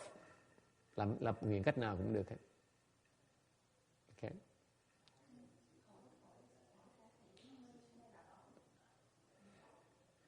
If you do the vow by yourself, nếu quý vị lập nguyện một mình á, thì cũng được. Okay. What's the difference between making a vow by yourself and making a vow in front of a master? Cái sự khác biệt giữa lập nguyện, tự lập nguyện lấy với lập nguyện trước mặt với ông thầy nó khác nhau chỗ nào? That's a good question. Câu hỏi nó rất hay. What's the difference? Khác biệt chỗ nào? Jasmine, what's the difference? Come again? Who feels the obligation? The master?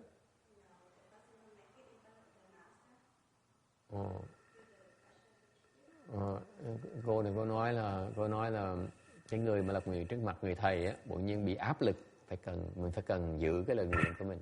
Okay, that helps. Okay, what else? Of course. If you promise someone, you make a vow in front of someone, now you feel the pressure because someone else knows. Có người khác biết, mình xạo không được. You cannot say it's too difficult. Maybe next time.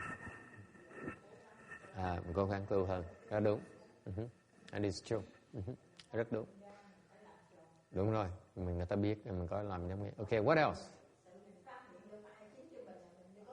Right. You have no witness, then you don't feel the pressure. We have the witness, and you feel the pressure. Someone else knows, so we better carry through. Okay, carry it out. Yes. What else? Còn lý do nào khác?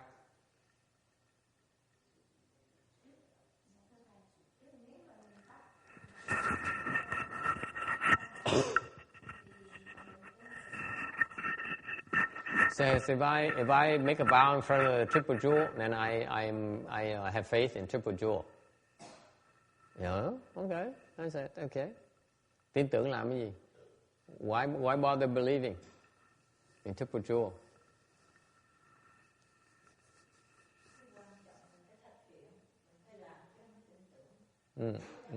She says you have to do. You can't believe alone. Okay. Why? Chị nói thôi, chị nói hứa thôi, thích hứa thôi. Con hứa mà, con hứa thầy mà. Okay. Depending on the circumstances, nếu quý vị mà có duyên. For example, when you go to join a Dharma assembly, chẳng hạn quý vị tới tham gia một cái pháp hội. What do we do at the end of the Buddha recitation? Sau một cái pháp hội niệm Phật, mình làm gì? Mình lập nguyện, phải không? We kneel down, we make a vow for rebirth, don't we? Đúng không? So actually you're making a vow in front of the triple jewel. Tức vì đang lập cái nguyện trước mặt của Tam Bảo. Right? Okay. What's the difference between doing that and making a vow at home? Cái sự khác biệt giữa mình lập nguyện như vậy đó với lập nguyện ở nhà một mình đó, nó khác nhau chỗ nào?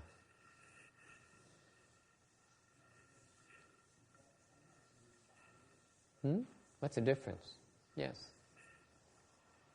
Well, as you said, there's the witness factor, but there's also the fact that you might be able to help.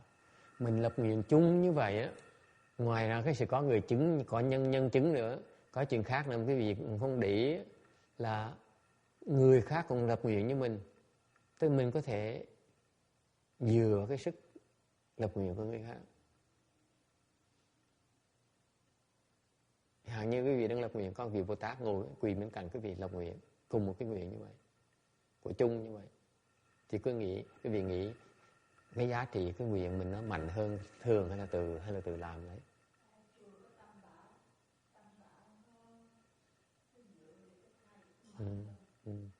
Tha lực là tha lực. So the great assembly dharma is that you depend on external help. That's the difference. Okay. Tại nên sự khác biệt vậy, mình tự lập nguyện á, thì mình mình có cái duyên, mình tự lập nguyện, mình làm chuyện rất là tốt. Còn nếu có duyên, có quyền lập nguyện trước người khác, trước ông thầy, trước Tam Bảo, thì nhiều cái phước mình nó lớn hơn. Okay. So the simple answer is that if you don't have the conditions, make a vow by yourself. It's a good thing to do. If you have the conditions, you make a vow in public or in front of the master or with the triple jewel, is even better. Okay? Is it clear? Nghe rõ ràng không? Okay. To make vows and not believe and recite is not true vow. Khi lập nguyện rồi mà không chịu tin hoặc là không niệm Phật thì không phải là lập nguyện chân thật. Tại sao vậy? This happens a lot. Everyone kneels down during Dharma assembly and say, Yi xin wei ming ji le sư chế Amitabha Phật. So you follow everyone else and make the vow.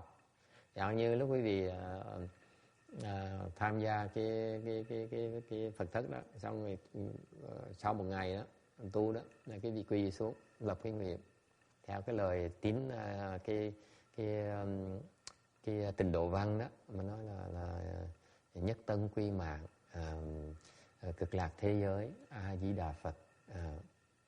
Thì mình lập theo lời nguyện cho mọi người như vậy đó. Nhưng đều mình chỉ đọc chứ thôi, chứ mình không tin, mà cũng là không có niệm Phật gì khác, không tu hành gì khác. Thì cái nguyện đó nó chả có ý nghĩa gì hết, nó có giá trị bao nhiêu hết. If you make such a vow, like a parakeet, and you don't really believe or don't recite, it's not a very good quality vow. Okay? Practice alone is not true practice. Hành một mình thì không phải là hành được.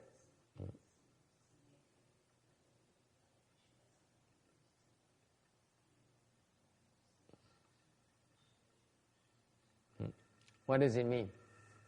Practice by itself is not true practice.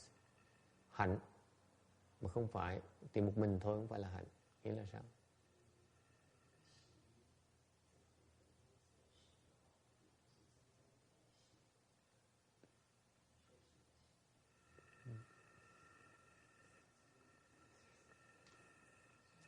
True practice is when you accomplish it. Cái thực hành mà nó chân chính là cái mà cái duyên để chúng ta thành tựu được cái pháp môn này. You cannot accomplish this recitation Dharma door unless you have faith or make vows. Okay. Cái pháp môn này quý vị không thể thành tựu được trừ phi quý vị lập nguyện và có lòng tin. Tại quý vị thực sự mà lòng tin nó chưa đủ, hoặc là lập nguyện nó chưa đúng, thì cái niệm Phật này sẽ không thành tựu được đâu. In other words, if your faith is not complete yet, it's not that strong yet, and it is the case with many people who recite the Buddha's name nowadays, by the way. They recite the Buddha's name because the master tells them to. Okay? They make a vow because that's what everyone else is doing. They really don't believe it. They don't really mean it. Okay? If there's such a case, then they will not accomplish the practice. Nếu quý vị, cái tâm quý vị, có nhiều người, rất nhiều người, ta lập nguyện là tại vì chỉ lập nguyện theo người ta thôi, chứ không có tin, thiệt sự không có tin lắm. Có nhiều chuyện khá quan trọng mình phải lo, vẫn hờ vậy thôi. Hoặc là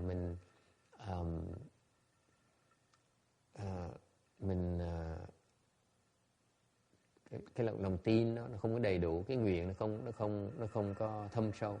Thì vì hai cái đó nó thiếu sót như vậy, thì khi quý vị niệm Phật, quý vị khó mà thành tựu, khó mà niệm Phật tới nơi tới chốn. Okay? Cái niệm Phật, quý vị muốn niệm Phật tới nơi tới chốn, quý vị phải cần cái lòng tin. If you want to accomplish the recitation Dharma door, you need to have faith. Unconditional faith, hoàn toàn, vô điều kiện, lòng tin vô điều kiện.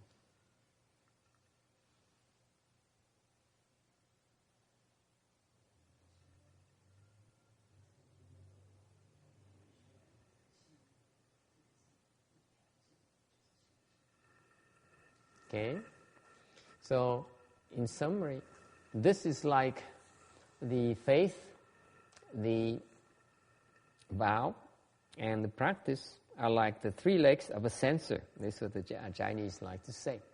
Cổ nhân có thích nói cái câu, nhưng có một cái thích dùng cái ví dụ là cái tam tư lương này, tín, nguyện và hành, nó giống như cái lư hương có ba cái chân vậy. Lacking any leg, it's not gonna do it. Cái lư hương này mà thiếu một cái chân nào đó, được cũng có thể được.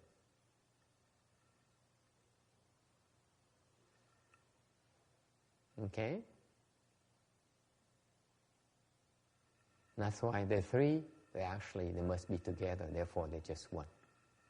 Nói cách khác, mặc dù nói là ba, thiệt ra cái ba đó này cần có ba cùng một lúc, thành ba nó thiệt ra thật là một.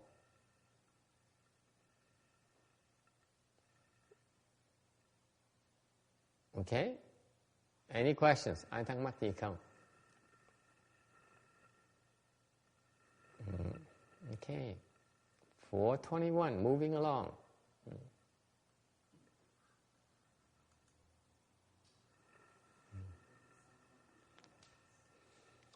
421. Speaking of reciting Buddha's name can eradicate offenses. Có câu nói rằng niệm Phật, mỗi lần niệm Phật như vậy mình có thể diệt trừ rất nhiều cái nghiệp. Although the Contemplation Sutra says that, Kinh Quán nói rằng lúc lâm chung nếu có thể cương quyết và dũng cảm niệm 10 lần, thì mỗi cái niệm Phật, mỗi cái hùng danh Phật như vậy có thể diệt trừ 8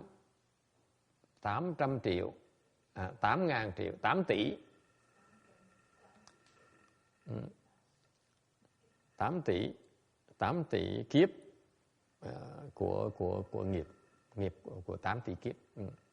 It says there, at death time, you valiantly and sincerely recite 10 times. At that level, each Buddha's name can erase 8 billion kalpas of lifetime offenses. 8 tỷ kiếp, nghiệp của 8 tỷ kiếp. Okay.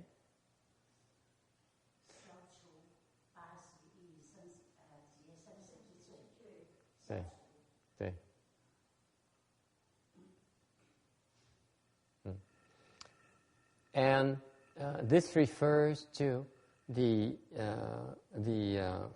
concentration ability at that point in time. Cái này đang nói về cái sự chú tâm lúc đó, mình có thể chú tâm mãnh liệt đến độ mỗi cái hồng danh của Phật có thể diệt trừ ra 8 tỷ kiếp, nghiệp của 8 tỷ kiếp. Thiệt ra chỉ cần chú tâm là sẽ diệt trừ được, chứ không cần phải lúc chết mới được như vậy. So if you're able to recite single-mindedly like that, then it can eradicate 8 billion kalpas of offenses, lifetime offenses, at any time. It doesn't have to wait until you're dead, or until your death, time of death. Thành cái này quý vị phải nhớ là nếu mình chỉ cần lo chú tâm niệm Phật như vậy thì mình đang diệt trừ rất nhiều cái phước, cái nghiệp báu của mình, cái nghiệp chướng của mình. It is no different from the bright sun that can dispel darkness. Each of the light from each recitation wisdom can erase the stupidity karmas. Nói cách khác là cũng giống như cái mặt trời sáng vậy đó, nó có thể phá tan cái mê tối, cái tối tăm. Mỗi cái niệm Phật như vậy, ánh sáng của cái hệ quang đó, của cái niệm Phật đó, nó có thể xóa bỏ những cái nghiệp vô minh. Okay, any questions?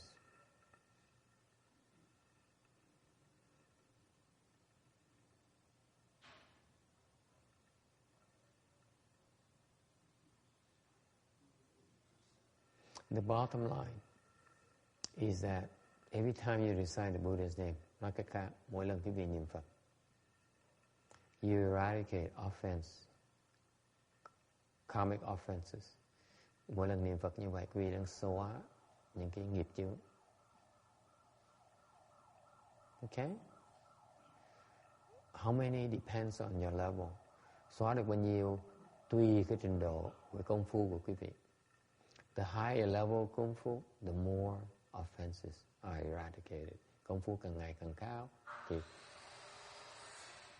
thì cái nghiệp nó xóa càng ngày nó càng nhiều. Up to, đến độ có thể xóa được 8 tỷ kiếp, cái nghiệp của 8 tỷ kiếp. Up to you're able to eradicate the offenses of 8 billion kalpas of lifetimes. Okay? Any questions? Ai thắc mắc gì không?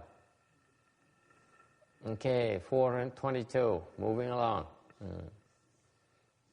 What if you reside with a scattered mind? Can you erase karma or not? I think you just answer that.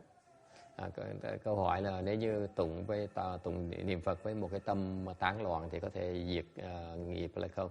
The answer is that the Buddha's name contains inconceivable power and can erase karmas for sure.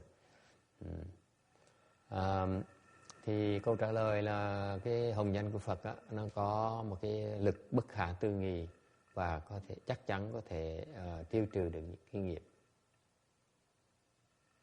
Okay, but it is important to realize that you reside with a scattered mind, then you may not obtain rebirth. Nhưng nếu phải nhớ rằng nếu như quý vị niệm với một cái tâm tán loạn đó, thì có thể không đắc được vãng sanh đâu. Why not? Because it may not have enough power to overcome the karmic obstructions that you've had since all this time, and may not be strong enough to break through the bonds that are keeping you back right now. Lý do tại sao mà niệm Phật với tâm tán loạn như vậy sẽ không đắc được vãng sanh là tại vì nó chưa đủ lực để nó có thể giải quyết những cái nghiệp chướng mà đã tích tụ từ trước rồi, từ lâu rồi. Và nhất là không có đủ cái sức lực, sức mạnh để nó chặt gãy những cái dây nhợ mà nó đang cột chúng ta lại. Okay, any questions? Ai thắc mắc gì không?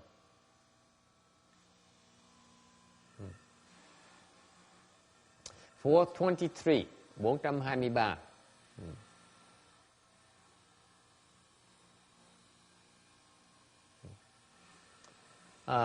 And many of us remember the anecdote of the old man who recited the Buddha's name once, and he can obtain arhatship. Okay, obtain liberation. He did it with a scattered mind. Cái gì như người biết cái chuyện nổi tiếng trong cái Phật giáo đó, một cái người đệ tử của Phật á, là lúc trước là ông già 80 tuổi, là kiếp trước lâu rồi trước á, làm tiều phu đốn củi mà bị cọp rượt, rồi chỉ vì niệm Phật, sợ quá niệm Phật 1 tiếng thôi đó. Sau này những cái nhân duyên như vậy thôi, thì sau này khi mà cái chủng tử nó chín thì ông này có thể xuất gia, gặp được Phật, được xuất gia, thọ trì theo giới và đắc và chứng quả A La Hán, tứ quả A La Hán rồi. So this man here, his one simple recitation of the Buddha's name with a scattered mind, years later, countless of lifetimes later, when this particular seed matured, he was able to encounter the Buddha and lead the home life under him, and he also obtained 4-stage arhatship.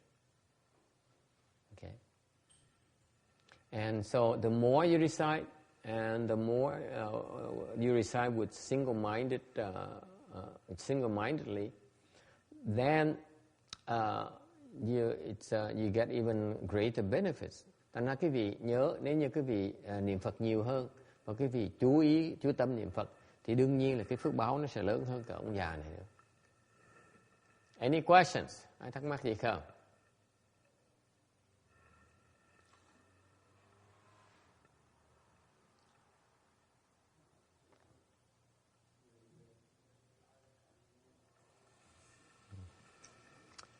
The truth of the matter is that if the offenses we create in the past have a body, have some substance, has a manifestation, has some marks, then all empty space will not be enough to contain them. Sự thật như vậy, thưa quý vị, nói là hơi khó tin một tí. It's a little bit difficult for you to swallow. That we've created so many offenses in prior lifetimes. Sự thật là chúng ta đã tạo vô số kể những cái nghiệp báo lúc trước rồi, những kiếp trước mình đã tạo không thể tưởng tượng được. Mà nếu như những cái nghiệp báo, nghiệp chướng đó mình tạo ra mà nó có một cái thể, một cái hình thể, thì nó sẽ chất đầy, một người thôi đó sẽ chất đầy hết tất cả cái hư không, cái không gian của cái vũ trụ này. Một người thôi, nó nhiều như vậy đó. This is what's fascinating about this. This is what people don't dare bring up. Don't dare face this. The truth of the matter is that for each and every one of us, including me, if the offenses we created in the past have such a body, has some marks, then all empty space in the universe is not enough to contain those offenses. That's what's fascinating about this. This is the Buddha's wisdom. Cái này là cái trí huệ của Đức Phật nghe chưa? He sees this. This is not nonsense. This is not only talk. He sees that. He can see that the nature of the offenses we created. Đức Phật ngài thấy được những cái nghiệp mình đã tạo rồi. He sees why we sick today. Ngài thấy được tại sao ngày nay mình bị bệnh. Okay? That's the sickness we have is associated with which offenses we create in the past. Chẳng hạn như ngày nay chúng ta bệnh là tại sao? Tại Đức Phật thấy được cái sự liên quan và cái bệnh quý vị ngày hôm nay đó, có sẵn ngày hôm nay đó, với cái nghiệp mà quý vị đã tạo từ kiếp trước rồi. Thấy được cái đó luôn. Okay? And we've been creating offenses since beginningless time. Mà chúng ta đã từng tạo những cái nghiệp này từ vô thỉ.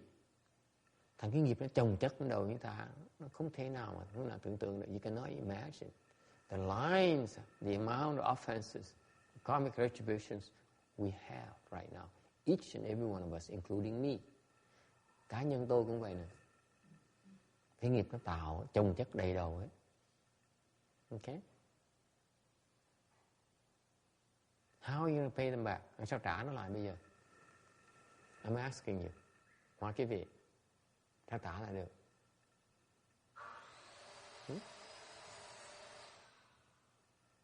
Nghiệp nó chồng chất nhiều như vậy. You don't seem to appreciate the severity of the situation. Quý vị có vẻ hơi không được quan trọng, không hiểu cái sự trầm trọng của cái tình hình. Mình nghiệp mình nó đầy đầu, mình ngóc đầu không nổi nữa. You don't seem to realize that your karmic offenses are so many of them. You can't get out of them yourself. Yeah, you say, I'm great. I'm doing fine. I have money. I have freedom. I have a job. I have people I love. What's so bad about it? Có nhiều người nói không hiểu được cái sự trầm trọng của cái trường hợp bây giờ. Quý vị nói là tôi có tiền này, tôi có sức khỏe này, tôi có gia đình này, tôi có người thương này, tôi có ăn Việt Nam này. Có gì đâu mà phải bị đớt như vậy. Không biết rằng là cái nghiệp chướng của mình nó chồng chất trên đầu mình ngóc đầu không nổi mà không biết luôn nữa. You don't even realize the karmic obstruction you have on top of you. That's the nature of ignorance. Cái đó là cái vô minh của chúng mình. Nó không thấy được, nhất định không chịu tin cái chuyện đó. You refuse to believe such a thing. That's what's fascinating about it. You will not listen. Nhất định không tin. Sao?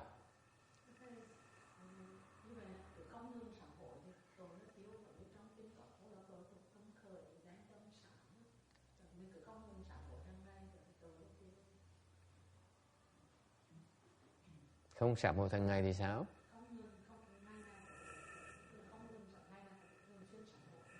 That's why the King, the Sutra says you should be repenting non-stop. This is why when you cultivate, you need to repent. Bởi vì khi quý vị tu, quý vị phải cần sám hối.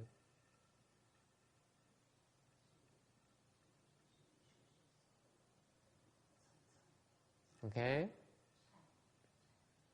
Chanway. Because if you don't repent, these offenses will engulf you. You have no protection against them. Nếu quý vị không biết sám hối, quý vị bị cái nghiệp nó có lầm ngột. Okay? In particular, if you recite the Buddha's name, như các quý vị có thể niệm Phật. Recite the Buddha's name is one form of repentance. Niệm Phật là một cái cách sám hối. Okay? But you should not stop there. Đừng có ngừng lại ở đó. You should be bowing to the Buddha as well.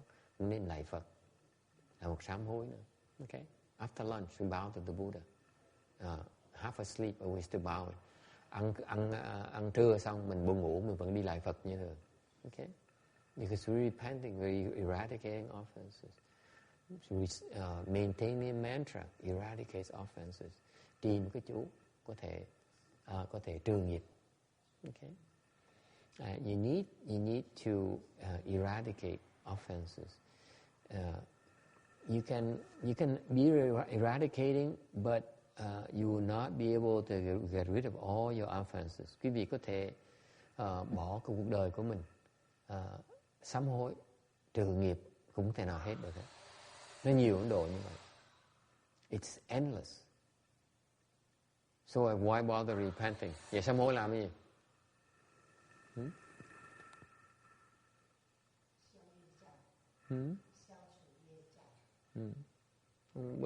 But you eradicate one and the next one comes. So what's the big deal? Nếu như mình sám hối để mình diệt trừ cái nghiệp báo mình á, mình diệt trừ một cái sau nó tới, tại nó vô tận mà. Vậy sám hối làm cái gì? Why bother? Sẽ go in, yes. Why? If you do it, if you continually try to, or at least I won't say continue, because if you do it a lot,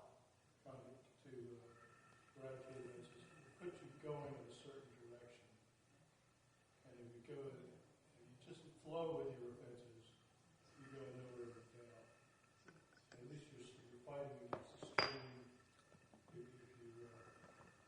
you eradicate offenses, attempt to eradicate offenses, you have a chance of at least not going to the lower realms.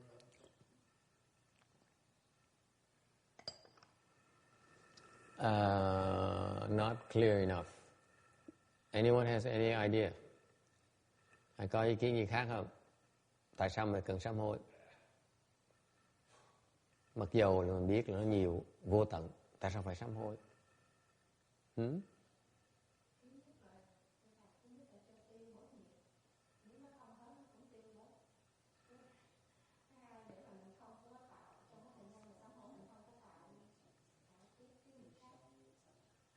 Just for example, let me put it this way. Let's say you run to an obstruction, let's say you're sick. Chào quý vị, mình nghĩ mình đang bệnh.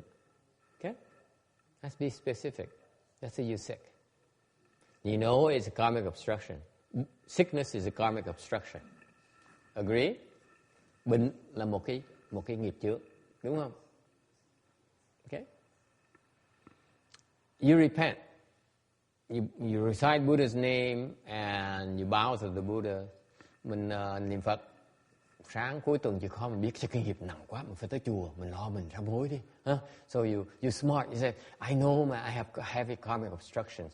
I know I'm very busy, but on the weekend I should try to make an effort to go to the temple and recite the Buddha's name and repent a little bit. Mình tới mình sám hối một tí đi. You're still sick, vẫn bệnh như thường. So what's the point? I just thought of something else. Yeah. Put you on the right team. Put you on the right team. You're amongst those that are trying. Yeah, okay, yeah. That's how. Good try. That's how. Yeah, get out of here. Leave me alone. Huh?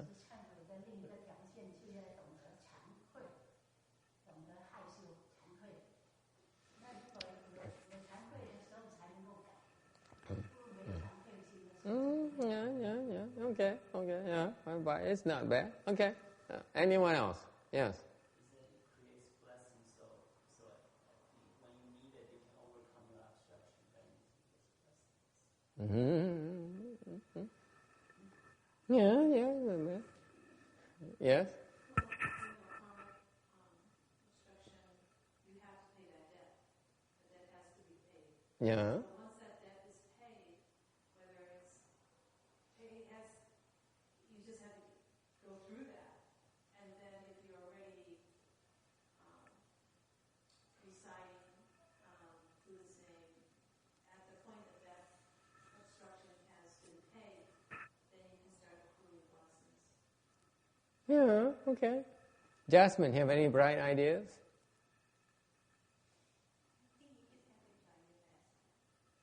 Oh, how brilliant. Yeah, okay. Anyone else? Có ai có thông minh gì khác không? Huh? You guys have no clues, do you? Quý vị không thấy được hả?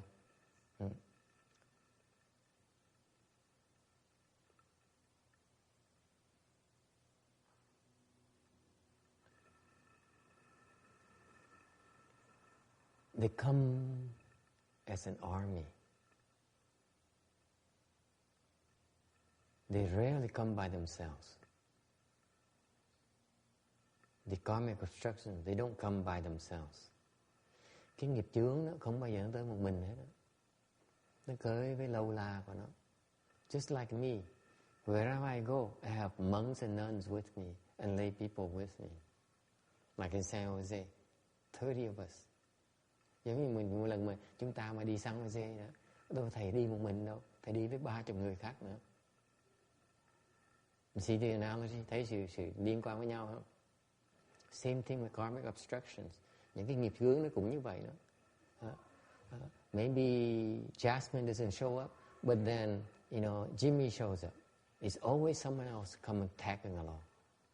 It's an army you have to deal with. Mình phải chống chọi một cái army, một cái đại đội luôn. Okay? So your karmic obstructions, you have to deal with all those beings. Người ta vây làm nha, người ta hiện ra một cái hiện tướng, chỉ là một cái bình thôi. Thiệt ra nó cần giải quyết nhiều cái vấn đề dễ sợ. It manifests as, let's say, diabetes. But actually, you have to solve the problems with the kidneys, with the thyroid, because the diabetes will destroy your heart, will destroy your liver. Okay? So the doctors see it only as diabetes. But actually, it's an army that attacks everything at the same time. Does it make sense? Quý vị hiểu không? Mặc dù cái bệnh là bệnh tiểu đường thôi, nhưng điều nó đang phá hại cái thân thể quý vị, nó phá hại cái gan, nó phá hại cái tim, nó phá hại cái phổi, nó phá hại đủ thứ hết á. Mà bác sĩ nếu chị quay á, mấy thầy thuốc chị thấy được á là tiểu đường thôi.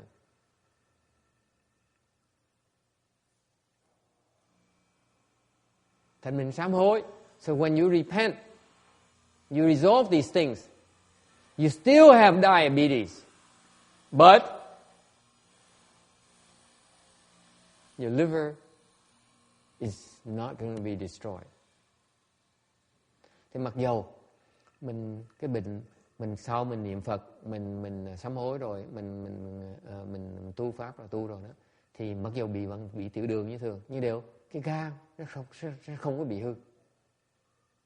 Now it's the lungs they have to cope with. Bây giờ phải tới phổi, xong rồi tới tim.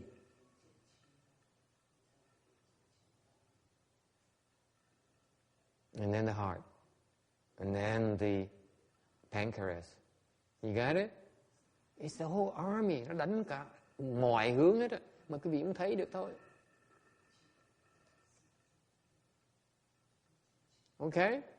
And the nature of the karmic obstruction is that you do it, you try it once and you say, oh my God, it has no effect.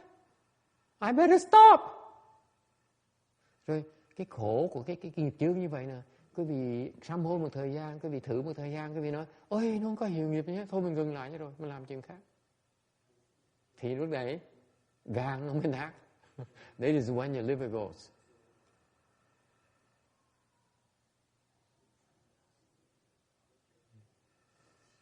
Okay?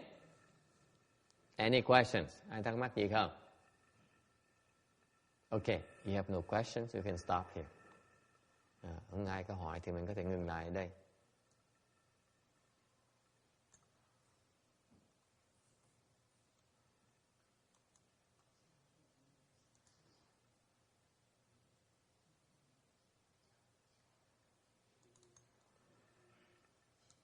Okay, transference. Mình hồi hướng công đức vậy.